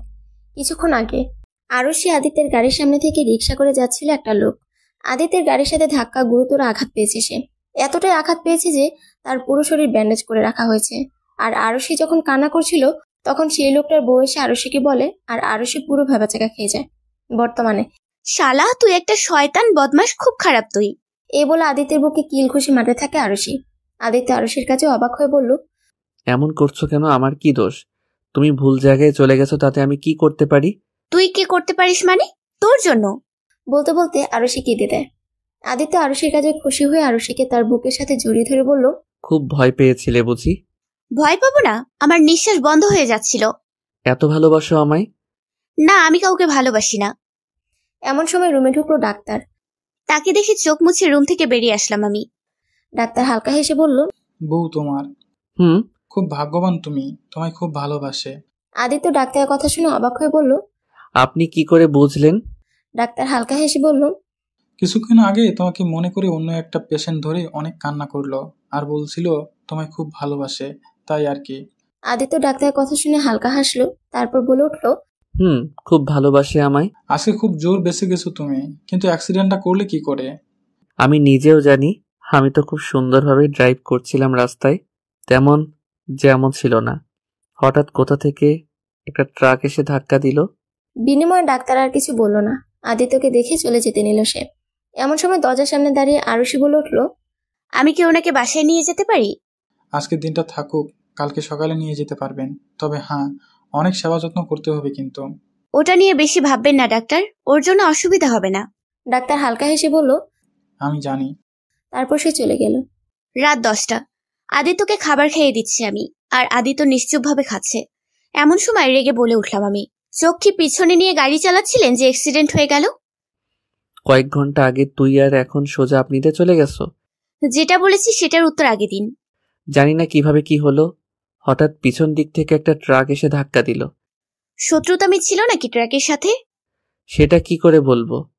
তাহলে কি বলতে পারেন? আরে রেগে যাচ্ছ কেন? আমি তো সত্যি কথাই বলেছি। হয়েছে, আর কিছু বলতে হবে না। খাওয়া শেষ করে এখন ওষুধ খেয়ে ঘুমিয়ে পড়ুন। ঠিক আছে। আচ্ছা, একটা কথা বলবো। বাহিরে বের হতে গিয়েও দাঁড়িয়ে পড়ল আরুষি। তারপর পিছন ঘুরে বলে উঠল সে, বলুন। শাড়িতে কিন্তু তোমায় খুব সুন্দর লাগছে। তা হঠাৎ শাড়ি পরছিলে কেন? এতক্ষণে মনে পড়লো আমি আদিত্যর জন্য সেজেছিলাম। যাক, কোনো ব্যাপার না, আদিত্য সুস্থ হলে বলবো। এসব ভেবে আদিত্যকে বলে উঠলাম আমি, এমনি পড়ছিলাম। এতটুকু বলে হনহন করে চলে আসলাম আমি। এদিকে আদিত্য আর কিছু না ভেবে চুপচাপ শুয়ে পড়ল সে। ভোরের আলোতে ঘুম ভাঙল আদিত্যের। রুমের জানালা ভেদ করে আলো আসছে তাদের রুমে। একটু পাশ ঘুরতে আরুষিকে শুয়ে থাকতে দেখে হাসলো আদিত্য। তারপর তার হাত দিয়ে আরুষির কপালের চুলগুলো সরিয়ে দিল। এক দৃষ্টিতে তাকিয়ে আছে আদিত্য আরুষির দিকে। মায়াবী ফেস, চোখের কাজল গাছে লেপটে, চুলগুলো এলোমেলো ভাবে উঠছে। এই মুহূর্তে আরুষি অগোছালো থাকলেও আদিত্যর কাছে তাকে অসম্ভব সুন্দর লাগছে। আসলে কাউকে ভালোবাসলে সে যেভাবেই থাকুক না কেন, সবসময় ভালো লাগে তাকে। যেমনটা আদিত্যের কাছে আরুষিকে লাগছে। হালকা নড়ে উঠল আরুষি, কারণ সকালের রোদ এসে পড়েছে আরুষির মুখে। আদিত্য আর বাম হাতটা একটু উপর উঠালো, যার ফলে আরুষির মুখে এসে পড়ল আদিত্যের হাতের ছায়া। হালকা ছায়া পড়তেই আরুষি আরাম করে আবার ঘুমিয়ে পড়ল। ঘড়িতে সকাল 10:30। আদিত্যকে বাড়ি নিয়ে যাওয়া হবে এখন। আদিত্যের খবর শুনে তার বন্ধুরা বেশ কয়েকবার এসেছে তাকে দেখতে। এখন আবার আসবে আদিত্যকে নিয়ে যেতে। হসপিটালের সব বিল মিটিয়ে আদিত্য নিয়ে বসানো হলো গাড়িতে। তার সাথে বসেছে আরুষি, আর গাড়ি ড্রাইভ করছে রাশেদ। আদিত্যের পিছনে আছে আরো 2-3টে গাড়ি যাচ্ছে তাদের সাথে। সবাই আদিত্যের অ্যাক্সিডেন্ট নিয়ে চিন্তিত। সবাই ভাবছে হুট করে কি করে এমনটা হলো। বেশ কতক্ষণ পর আদিত্যের গাড়ি এসে থামলো আদিত্যদের বাড়ির সামনে। আদিত্য পায়ে ব্যথা থাকায় আরুষি আর রাশেদ ধরে নিয়ে যাচ্ছে আদিত্যকে। আদিত্যকে নিয়ে বসানো হলো সোফায়। তারপর আদিত্যের সাথে কতক্ষণ কথা বলে চলে যায় রাশেদ। রাত 8টা। সারাদিন সোফায় থাকলেও এখন আদিত্যকে রুমে নিয়ে গিয়ে শুয়ে দিতে হবে। কিন্তু কথা হলো, আমি একা কি করে নিয়ে যাব আদিত্যকে, তাও সিঁড়ি বেয়ে ওপরে? ধুর, তখন একসাথে রাশেদকে দিয়ে ওপরে উঠিয়ে নিয়ে গেলেই ভালো হতো। এদিকে আদিত্য আমার ভাবনা দেখে বলল, এতে ভাবার কি আছে, আমায় কোলে করে নিয়ে চলো। আমার চাহনি দেখে হাসলো আদিত্য, তারপর বলে উঠল, মজা করছিলাম। আপনি রাশেদ ভাইকে ফোন করে আসতে বলুন। ও এখন আসতে পারবে না। এমন সময় দরজার সামনে দাঁড়িয়েছিল রাশেদ। আদিত্যের কথা শুনে দাঁড়িয়ে পড়ল সে। আদিত্যের কথা শুনে অবাক হয়ে বললাম আমি, কেন? ও ওর গার্লফ্রেন্ডের সাথে বিজি আছে। ওদিকে রাশেদ আদিত্যের কথা শুনে কি করবে বুঝতে পারছে না। আদিত্য হাতের ইশারায় রাশেদকে যেতে বলে। রাশেদ হালকা হেসে চলে যায়। হয়তো রাশেদ বুঝতে পেরেছে আদিত্য কি করতে যাচ্ছে। কি, রাশেদ ভাইয়ের গার্লফ্রেন্ড আছে? আছে তো। ও, তাহলে কি করে নিয়ে যাব আপনাকে উপরে? আরে কিছু হবে না, আমায় ধরো আর চলো। কিছুক্ষণ ভেবে বলে উঠলাম আমি, ঠিক আছে। দেয়ালের সাথে চেপে ধরে দাঁড়িয়ে আছে আদিত্য, আর আমি একদম অপ্রস্তুত অবস্থায় তাকিয়ে আছি আদিত্যের দিকে। আদিত্যকে রুমে নিয়ে আসতে গিয়ে এমন একটা পরিস্থিতিতে পড়তে হবে বুঝতেই পারিনি। তবে এই পরিস্থিতি তৈরির জন্য আমি নিজেই দায়ী। কিছুক্ষণ আগে আদিত্যকে ধরে সিঁড়ি বেয়ে ওপরে নিয়ে আস্তে আস্তে রুমে ঢুকতে আমি নিজের পায়ের সাথে পেঁচিয়ে পড়ে যেতে নিলে সাথে সাথে আদিত্য আমায় ধরে দেয়ালের সাথে ধরলো। আচমকা এমনটা হতে পুরোই ঘাবড়ে গেলাম আমি। সাথে সাথে আদিত্যকেও ধরে নিয়েছি আমি। বর্তমানে আদিত্য আমায় ধরে আছে। আদিত্যের ভারী নিঃশ্বাস পড়ছে আমার মুখে। বুকের ভেতর দগদগ করছে আমার। হঠাৎ করে এতটা কাছে আসায় আমি পুরো অপ্রস্তুত হয়ে পড়েছি। আদিত্য আমার মুখের দিকে তাকিয়ে বলে উঠল, তোমার ঠোঁটের মিষ্টি হাসি আমার প্রিয় সখী। হুট করে আদিত্যের মুখে এমন কথা শুনে হকচকিয়ে উঠলাম আমি। কোনো কিছু না বলে আদিত্যকে ছড়িয়ে বসিয়ে দিলাম বিছানায়। আদিত্য আমার কাছে কিছু বলল না, চুপ করে রইল। আদিত্যের নিশ্চয়তা বলে দিচ্ছে সে অভিমান করেছে। মাঝখানে কেটে গেল পুরো 1 মাস 10 দিন। এখন একদম আগের মতো সুস্থ হয়ে গেছে আদিত্য। এই 1 মাস 10 দিনের বদলে অনেক কিছু আরুষি হয়তো বলেনি আদিত্যকে সে ভালোবাসে তাকে, কিন্তু রাগ করে আর কথা বলেনি। বলতে গেলে সবকিছু স্বাভাবিক হয়ে গেছে আদিত্য আর আরুষির মধ্যে। শুধু আরুষি মুখে প্রকাশ করেনি এখনো সে আদিত্যকে ভালোবাসে। সন্ধ্যার প্রহরের আলো, সূর্যের রক্ত লাল করা আলোকিত সন্ধ্যায় বিছানায় বসে আছি আমি। মনের ভিতরে এক অদ্ভুত শিহরণ বয়ে চলেছে। আদিত্যের সাথে স্বাভাবিক হলেও কোথাও কিছু ঠিক নয়। মনের ভিতর শূন্যতা, ভালোবাসার শূন্যতা, কিছুটা পরিবারের, বাকিটা আদিত্যের। কবে সব ঠিক হবে ভেবে দীর্ঘশ্বাস ফেললাম আমি। এমন সময় রুমে আসলো আদিত্য। আমায় আড়মোড়া হয়ে বসে থাকতে দেখে বলে উঠল, মন ভালো নেই? আচমকা কারো মুখে এমন কথা শুনে সামনে তাকালাম আমি। আদিত্যকে দেখে বলে উঠলাম, না তেমন কিছু নয়। হুট করে আদিত্য আমার হাত ধরে বলল, চলো। আমি অবাক চোখে তাকিয়ে বলে উঠলাম আদিত্যকে, কোথায়? আরে চলো না, গেলেই দেখতে পাবে। এই বলে কিছু ব্যাগ আমার হাতে গুছিয়ে দিয়ে বলল সে, এগুলো সব পরে ফেলো, তোমার জন্য এনেছি, এগুলো পরে বের হবে তুমি। বিনিময়ে কিছু বললাম না আদিত্যকে। হাত থেকে ব্যাগগুলো নিয়ে শুধু মাথা নাড়ালাম। আদিত্য হাসলো শুধু, তারপর বেরিয়ে গেল রুম থেকে। আদিত্য বের হতেই ব্যাগটা খুললাম। অসম্ভব সুন্দর রেড কালারের একটা জর্জের চুড়িদার, অসম্ভব সুন্দর, সাথে হালকা কিছু গহনাপত্র, আর তার সাথে ছোট্ট একটা চিরকুট। মুচকি আছে চিরকুটটা হাতে নিলাম আমি। চিরকুট খুলতেই ওপরে লেখা কিছু কথা। আমার প্রিয় ময়ূরী জান, বেশি কিছু নয়, চুলগুলো খুলে সাথে সামান্য কিছু সাজে সজ্জিত হয়ে এসো আমার কাছে। আজকে যে মনের গহীন দিয়ে তোমায় বলবো অনেক কিছু। বেশি অপেক্ষা করিও, খুন হয়ে যাব যে তবে। তোমার মায়াবী মুখ আর মায়াবী কিছু সাজে সজ্জিত হওয়া মুখখানা খুব যে দেখতে ইচ্ছে করছে। বেশি অপেক্ষা করিও না প্লিজ, আমি তো পাগল হয়ে যাব তবে ময়ূরী জান। আদিত্যের দেয়া চিরকুট দেখে আনমনে হাসলাম আমি। তারপর তাড়াতাড়ি তৈরি হতে লাগলাম আদিত্যের দেয়া উপহারে। সিঁড়ি বেয়ে নিচে নামলাম আমি আদিত্যের দেয়া সব উপহার পরে। আদিত্য সামনেই সোফায় চুপ করে বসে আছে। পরনে তার ব্ল্যাক শার্ট আর ব্ল্যাক জিন্স। শার্টের হাতা কোণে পর্যন্ত বোল্ট করা, চুলগুলো সুন্দর করে সাজানো, হাতে ব্র্যান্ডেড কালো ঘড়ি। সব মিলিয়ে অসম্ভব সুন্দর লাগছে তাকে। আমি আনমনে হেসে চলে গেলাম তার কাছে। হালকা কাশি দিতেই আদিত্য আমার দিকে তাকালো। আদিত্য আমায় দেখে চটজলদি বলে উঠল, চলে এসেছো, চলো তাড়াতাড়ি। আমি কিছু বলার আগেই আদিত্য আমার হাত ধরে হাঁটা শুরু করে দিল। আমি অবাক চোখে শুধু তাকিয়ে রইলাম আদিত্যের দিকে। আদিত্য আমায় নিয়ে এসে গাড়িতে বসিয়ে দিল। তারপর আদিত্য ড্রাইভিং সিটে বসে গাড়ি চালাতে শুরু করলো। আমাদের গাড়ি থামলো একটা 20 তলা উঁচু বিল্ডিং এর নিচে। আদিত্য গাড়ি থেকে বলে উঠলো আমায়, নামো। আমিও কিছু না ভেবে নেমে পড়লাম। আদিত্য আমার হাত ধরে হাঁটা শুরু করলো। আলোকিত ছাদের ওপর দাঁড়িয়ে আছে আমি আর আদিত্য। অসম্ভব সুন্দরভাবে সাজানো ছাদটি, চারিদিকে লাইটিং করা, আশেপাশে লাল রঙের লাভের বেলুন দিয়ে সাজানো। নিচেও চারিদিকে ছড়িয়ে ছিটিয়ে পড়ে আছে লাভ বেলুন। ছাদের রেলিং গুড়িয়ে রয়েছে মোমবাতি। ওপরে উঠছে আকাশ ভরা ফানুস। এক কথায় বলতে গেলে অসম্ভব সুন্দর করে সাজানো হয়েছে ছাদটি। আমি পুরো অবাক হয়ে তাকিয়ে আছি চারিদিকে সৌন্দর্য দেখে। আচমকা আদিত্য একটা বেলুন হাতে তুলে দিল। আমি অবাক হয়ে তাকালাম বেলুনটির দিকে, কারণ বেলুনের ওপরে লেখা সরি। রাতের আকাশের জ্যোৎস্না ভরা আলো, চারিদিকে শীতল মেশানো মিষ্টি বাতাস বইছে।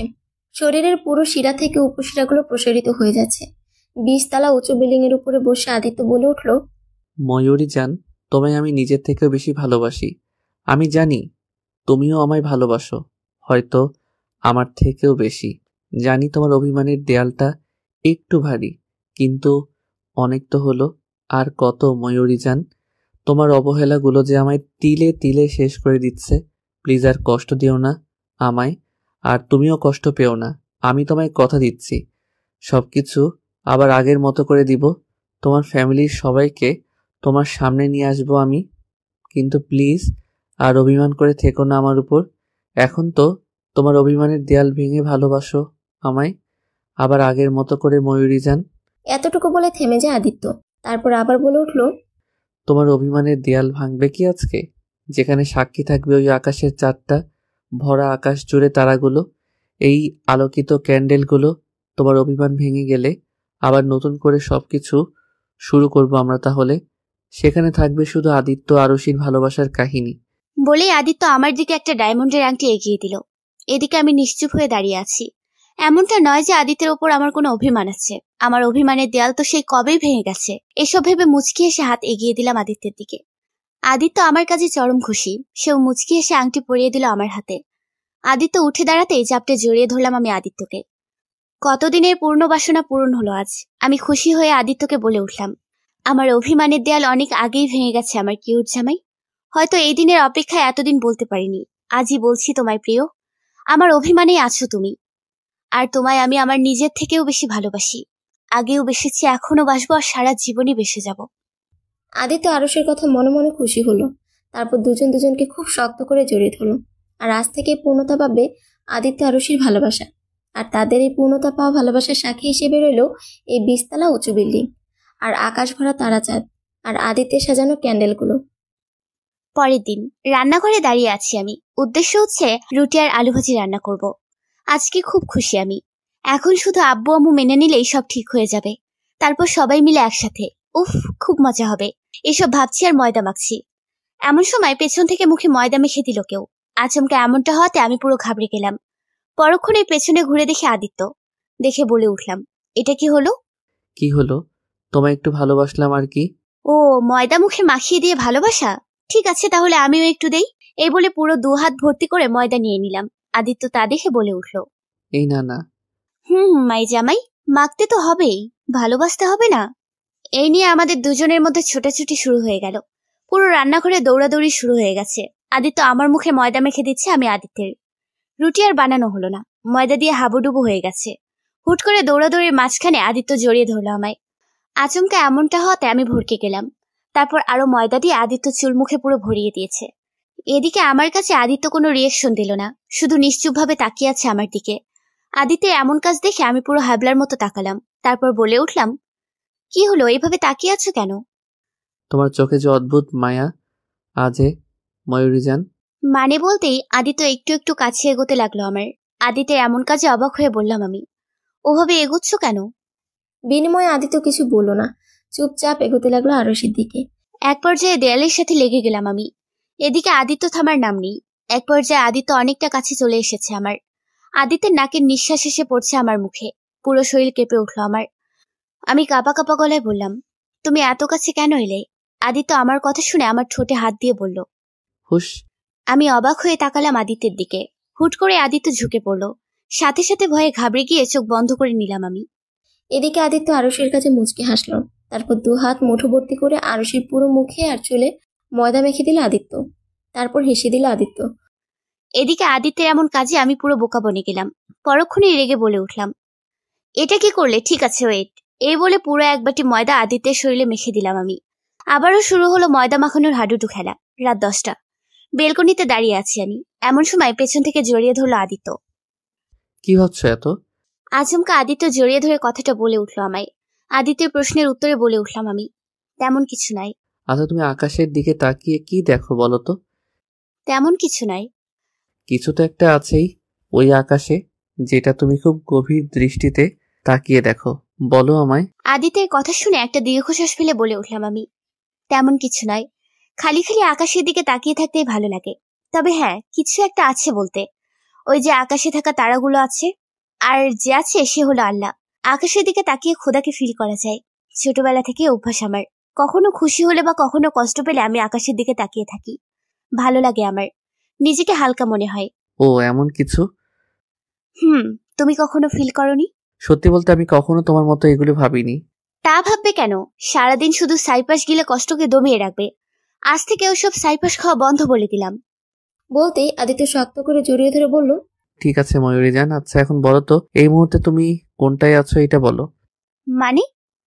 ওই যে তুমি বললে না, তুমি খুব খুশি হলে অথবা খুব কষ্ট হলে আকাশের দিকে তাকিয়ে থাকো, তাহলে এখন কোন কারণে তাকিয়ে আছো আকাশের দিকে? সত্যি বলবো? আদিতে গলা জড়িয়ে ধরে বলে উঠলাম আমি। একটু খুশি একটু কষ্ট দুটো মিলিয়েই যে অস্পষ্ট।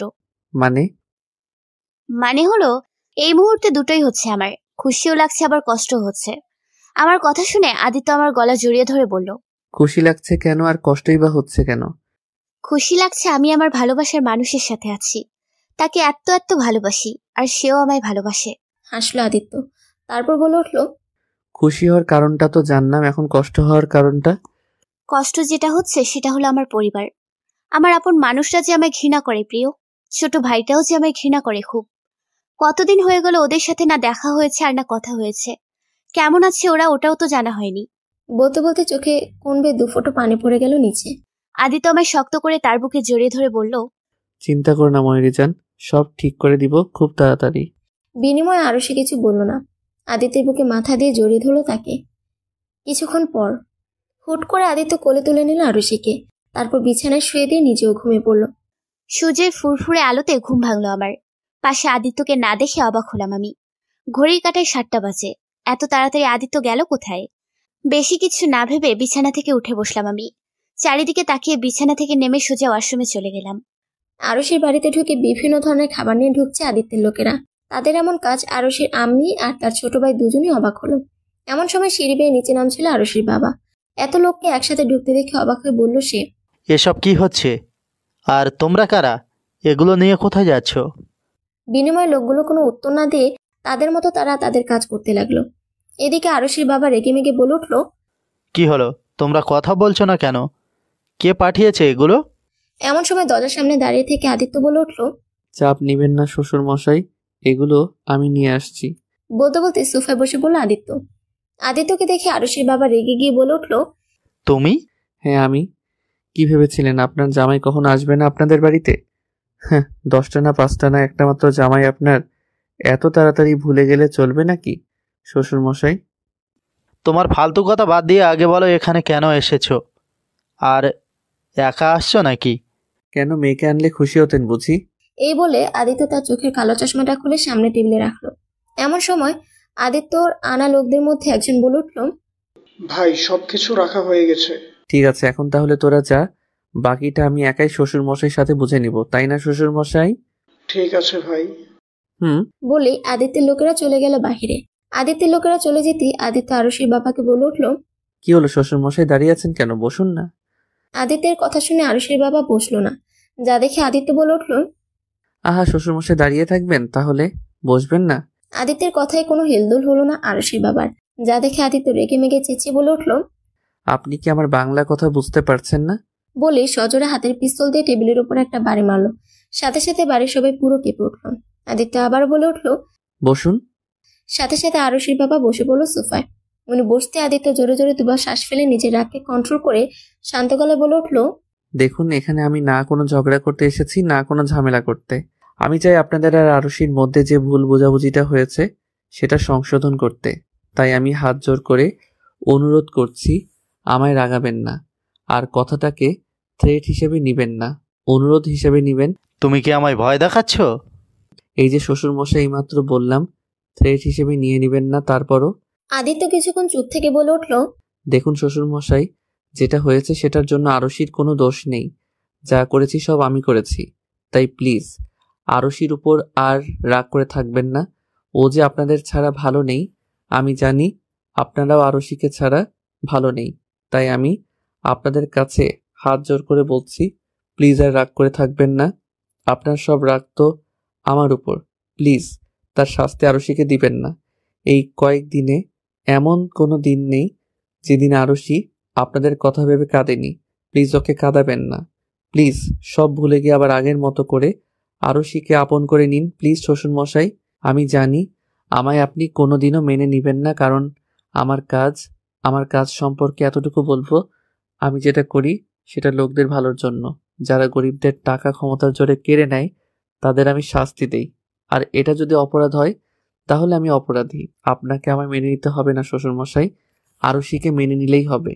তবে মেনে নিবেন মানে এটা নয় আমায় ছেড়ে দিয়ে। এতটুকু বলে থামলো আদিত্য। তারপর আবার বলে উঠল, ছোটবেলা থেকেই আমি একা বেঁচে আছি, কখনো বাবা মার ভালোবাসা পাইনি, আর না পেয়েছি কোনোদিন ভাই বোনের ভালোবাসা। এই ভালোবাসার অভাবে এমন হয়ে গেছি আমি। তারপর হঠাৎ আরুষি আসলো, আমায় ভালোবাসলো, তখন বুঝলাম ভালোবাসার আসল মানে। কিন্তু যতক্ষণ বুঝতে পেরেছি ততক্ষণ দেরি হয়ে গেছে, তাই এমনটা করতে হলো। সত্যি বলতে মা বাবার ভালোবাসা পেতে তো আমারও খুব পেতে ইচ্ছে হয় শ্বশুর মশাই, কিন্তু কি করার ভাগ্যে নেই আমার। তাই আমি চাই না আমার জন্য কেউ বাবা মার ভালোবাসা থেকে বঞ্চিত হোক। তাই অনুরোধ শ্বশুর মশাই আর আরশিকে কষ্ট দিয়েন না। এই বলে আদিত্য থেমে গেল। হয়তো আর কিছুক্ষণ কথা বললে তার চোখ পানি ভেসে আসতো। এদিকে দূর থেকে আরশির মা আদিত্যের কথা শুনে ওনার খারাপ লাগলো। ছোটবেলা থেকে ছেলেটা বাবা মার জন্য কষ্ট পাচ্ছে, আরশির কথা ভেবেও কষ্ট পাচ্ছে সে। এদিকে আরশির বাবা চুপ করে বসে আছে, কিছু বলছে না। এমনটা নয় যে সে আরশির জন্য কষ্ট পাচ্ছে না, আরশিকে ভালোবাসে তো খুব, কিন্তু তার এই চাপা কষ্ট কাউকে বুঝতে দেয়নি আরশির বাবা। বেশ কিছুক্ষণ পর আদিত্য বলে উঠল, কি হলো শ্বশুর মশাই, কিছু বলবেন না? আদিত্যের কথায় আরশির বাবা তার ভাবনা থেকে বেরিয়ে আসলো। তারপর বলে উঠল, তোমার বলা শেষ হয়েছে? তাহলে তুমি এখন আসতে পারো। এতক্ষণ পর আরশির বাবার মুখে এমন কথা হা হয়ে গেল আদিত্য। তারপর বলে উঠল, প্লিজ শ্বশুর মশাই। তোমার আর কোনো কথা শুনতে চাই না। এই বলে আরশির বাবা সোফা থেকে উঠে সোজা উপরে চলে গেলেন। এদিকে আদিত্য মাথা নিচু করে বসে রইল সোফায়। এমন সময় আদিত্যের সামনে এসে বসলো আরশির আম্মু। আদিত্যের মাথায় হাত দিয়ে বলল, চিন্তা করো না, সব ঠিক হয়ে যাবে। কেমন আছে আমার মেয়েটা? আপনাদের ছাড়া ভালো নেই শাশুড়ি মা। বিনিময়ে আরশির মা কিছু না বলল না। আদিত্য আর কিছু না বলে চুপচাপ বেরিয়ে আসলো বাড়ি থেকে।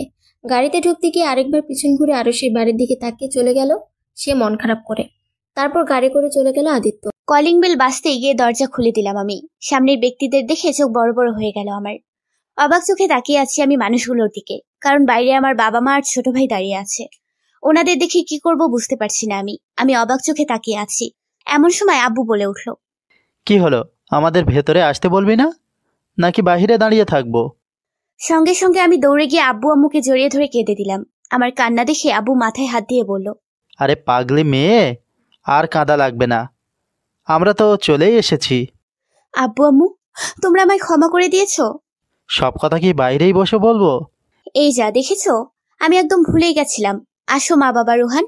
তারপর তারা তিনজনের ভেতরে এসে বসলো। আমি তাদের সোফায় বসতে দিয়ে বলে উঠলাম, তোমরা বসো, আমি এক্ষুনি আসছি। কই যাস? একটু বসো, আমি এক্ষুনি আসছি। এই বলে খুশি হয়ে সোজা উপরে উঠে গেলাম। তারপর রুমে ঢুকে ফোনটা হাতে নিয়ে সোজা আদিত্যের কাছে ফোন। প্রথম কলে আদিত্য ফোন তুলে নিল। তারপর আমি বলে উঠলাম, তুমি কোথায় আদিত্য? আমি চেম্বারে। তোমাদের একটা কথা বলতে ভুলে গেছি, আদিত্য হলো একজন ডাক্তার। ও, একটু তাড়াতাড়ি বাসায় আসতে পারবে প্লিজ? একটু এমার্জেন্সি আছে। কি হয়েছে, সব ঠিক আছে তো? তোমার শরীর ঠিক আছে? সব ঠিক আছে, তুমি চলে আসো বাসায় প্লিজ। আচ্ছা দেখছি। ঠিক আছে, তাড়াতাড়ি আসবে কিন্তু। হুম। বলেই ফোনটা কেটে দিল আদিত্য। তারপর আমিও খুশি হয়ে নিচে গেলাম। তোমরা কি খাবে বলো, আমি নিজ হাতে রান্না করে খাওয়াবো তোমাদের। এখন কিছু লাগবে না, জামাই আসুক, আমরা একসাথে খাবো। বাবার কথা শুনে আমি রীতিমতো অবাক হলাম। আমি নিশ্চুপভাবে গিয়ে বসে পড়লাম নিচে। তারপর আব্বুর হাত ধরে বলে উঠলাম, তুমি আমাদের মেনে নিয়েছো? তবে আমার একটা শর্ত আছে। কি শর্ত বাবা? সেটা আদিত্য আসলেই বলবো। ঠিক আছে বাবা, তুমি বসো, আমি তোমাদের জন্য চা বা কফি নিয়ে আসি। ঠিক আছে।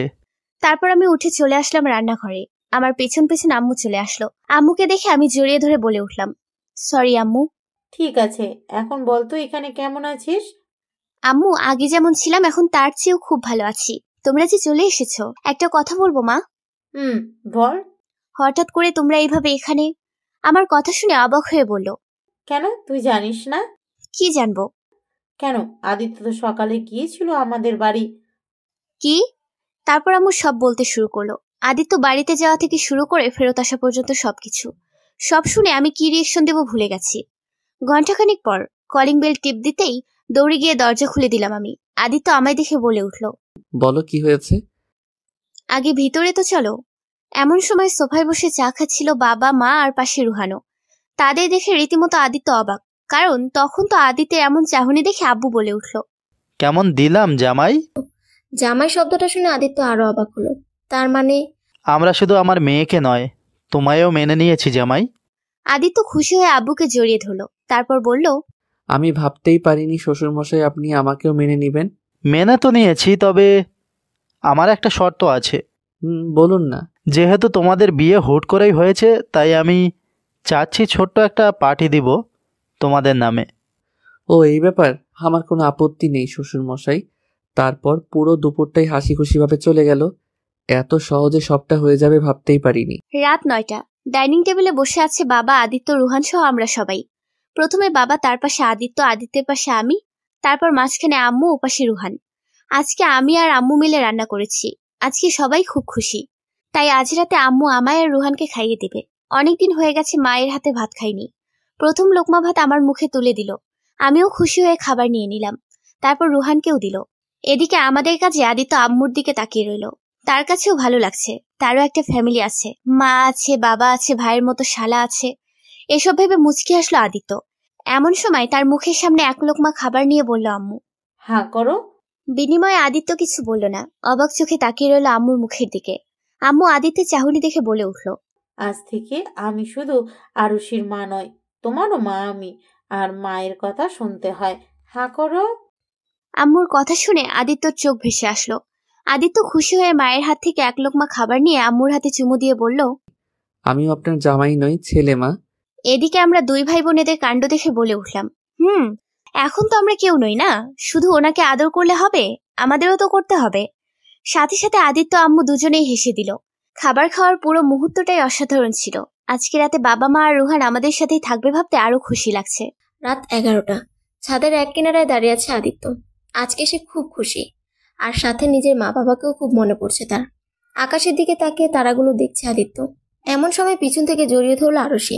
আচমকা এমনটা হতে আদিত্য ঘাবড়ে পরক্ষণে নিজেকে সামনে নিল। সারা বাড়িতে আদিত্যকে কোথাও না পেয়ে ছাদে চলে আসি আমি। তারপর আদিত্যকে দেখে পেছন থেকে জড়িয়ে ধরে বলে উঠলাম আমি, আজকে আমি খুব খুশি। বিনিময়ে আদিত্য কিছু বলল না, চুপ করে রইল। আদিত্যকে চুপ থাকতে দেখে আবারও বলে উঠলাম আমি, কি হলো, কিছু বলছো না কেন? তুমি খুশি তো? খুব খুশি। আর তুমি? আমিও। আমার আর কোনো কষ্ট নেই মাই কিউট জামাই। এখন থেকে আমিও খুব খুশি থাকবো। থুকু, আমরা খুব খুশি থাকবো। আকাশের দিকে তাকিয়ে কি দেখছো? তেমন কিছু নয় মা, বাবার কথা মনে পড়ছে খুব। মুহূর্তের মধ্যে মনটা খারাপ হয়ে গেল আমার। আমি আদিত্যের সামনে গিয়ে ওর গালে দুহাত দিয়ে চেপে ধরে বললাম, এত মন খারাপ করতে নেই, আমার মা বাবা আছে না, আমার মা বাবা মানেই তোমার মা বাবা। বলেই জড়িয়ে ধরলাম আদিত্যকে। আদিত্য কিছু না বলে শক্ত করে জড়িয়ে ধরল আরশিকে। মাঝখানে কেটে গেল 2 দিন। আজকে আরশির বাড়িতে আদিত্য আর আরশির বিয়ে উপলক্ষে বড় অনুষ্ঠান হবে। পুরো বাড়ি খুব সুন্দর করে সাজানো হয়েছে। পুরো বাড়িটাকে ফুল দিয়ে অসম্ভবভাবে তৈরি করে রাখা হয়েছে। পার্লার থেকে বিউটিশিয়ানের এসেছে আরশিকে সাজাতে। আজকে আরশি অসম্ভব খুশি, সাথে আদিত্য। হয়তো কেউই বিশ্বাস করতে পারছে না এত সহজেই সবাই সবটা মেনে নিয়েছে। আজকে আদিত্য সাদা রঙের শিরোনি পরেছে, সাথে সাদা জুতো, হাতে ঘড়ি, চুলগুলো বরাবরের মতো সুন্দর করে সাজানো। অল্প সাজে অসাধারণ লাগছে আদিত্যকে। আর অন্যদিকে আরশি আজকে রেড সাদা কম্বিনেশনে মিশ্রিত একটা লেহেঙ্গা পরেছে।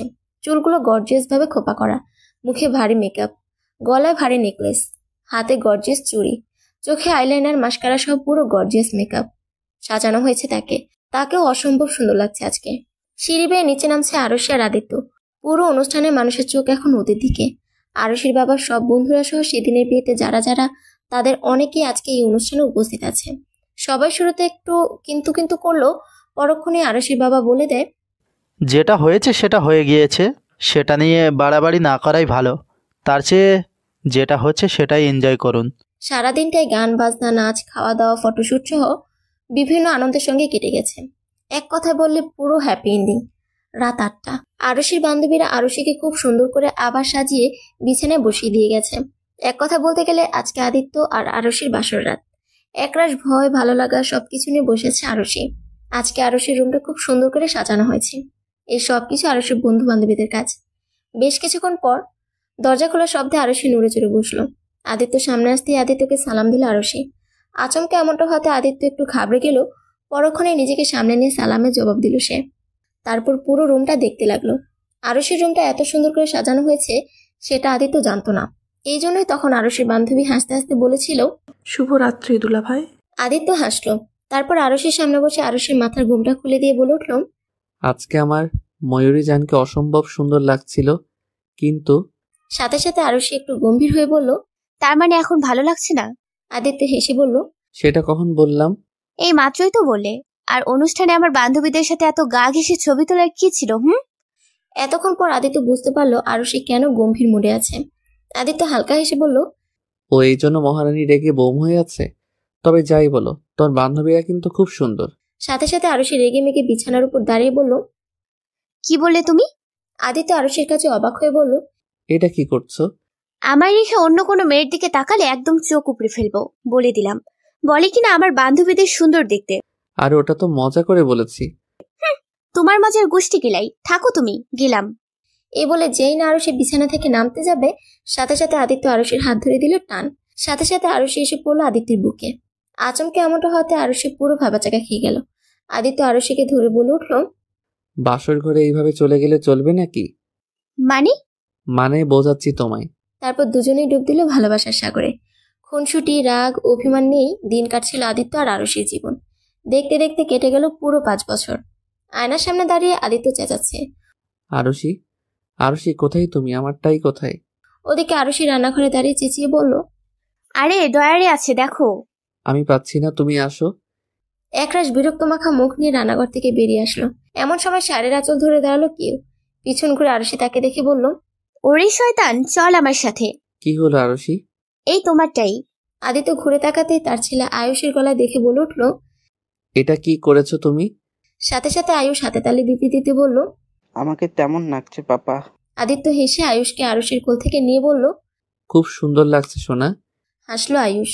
আয়ুষ হলো আদিত্য আর আরুষির ছেলে। আদিত্য আবারও বলে উঠল, কিন্তু এখন যেটা দিতে হবে পাপাকে, পাপা যে কাজে যাবে। না, আমি দিব না। এসব কি হচ্ছে আয়ুষ? পাপা বলছে না পাপার লাগবে, এখন দাও বলছি। সাথে সাথে আয়ুষ আদিত্যকে বলে উঠল, পাপা আমি পতা খানি পকে। আয়ুষের কথা শুনে আদিত্য বলে উঠল, ঠিক বলছো, আমি পচা। কি আমি পচা? আদিত্য আয়ুষকে কোল থেকে নামিয়ে বলল, সোনা, তুমি এখন বাইরে গিয়ে খেলো, আমি তোমার জন্য চকলেট নিয়ে আসছি। আয়ুষ আর কিছু না বলে চলে গেল রুম থেকে। এদিকে আরো সে হাবলার মতো তাকিয়ে রইল। তারপর বলে উঠল, এটা কি করলে? ও তো টাই না দিয়েই চলে গেল। আদিত্য একটু একটু করে সামনে এগোতে এগোতে বলল, ভাবছি আজকে আর কোথাও যাব না, বাড়িতে থাকবো। বাড়িতে থাকবে কেন? সেটাই তো বলবো। এই যে না আদিত্য এগোতে গেল, সাথে সাথে আরশি দিল দৌড়, আর আরশির পিছনে আদিত্য দিল দৌড়। পুরো রুমে দুজনেই ছোটাছুটি করছে। আর এইভাবেই খুনসুটি আর ভালোবাসা কাটছে আদিত্য আরশির জীবন। সমাপ্ত।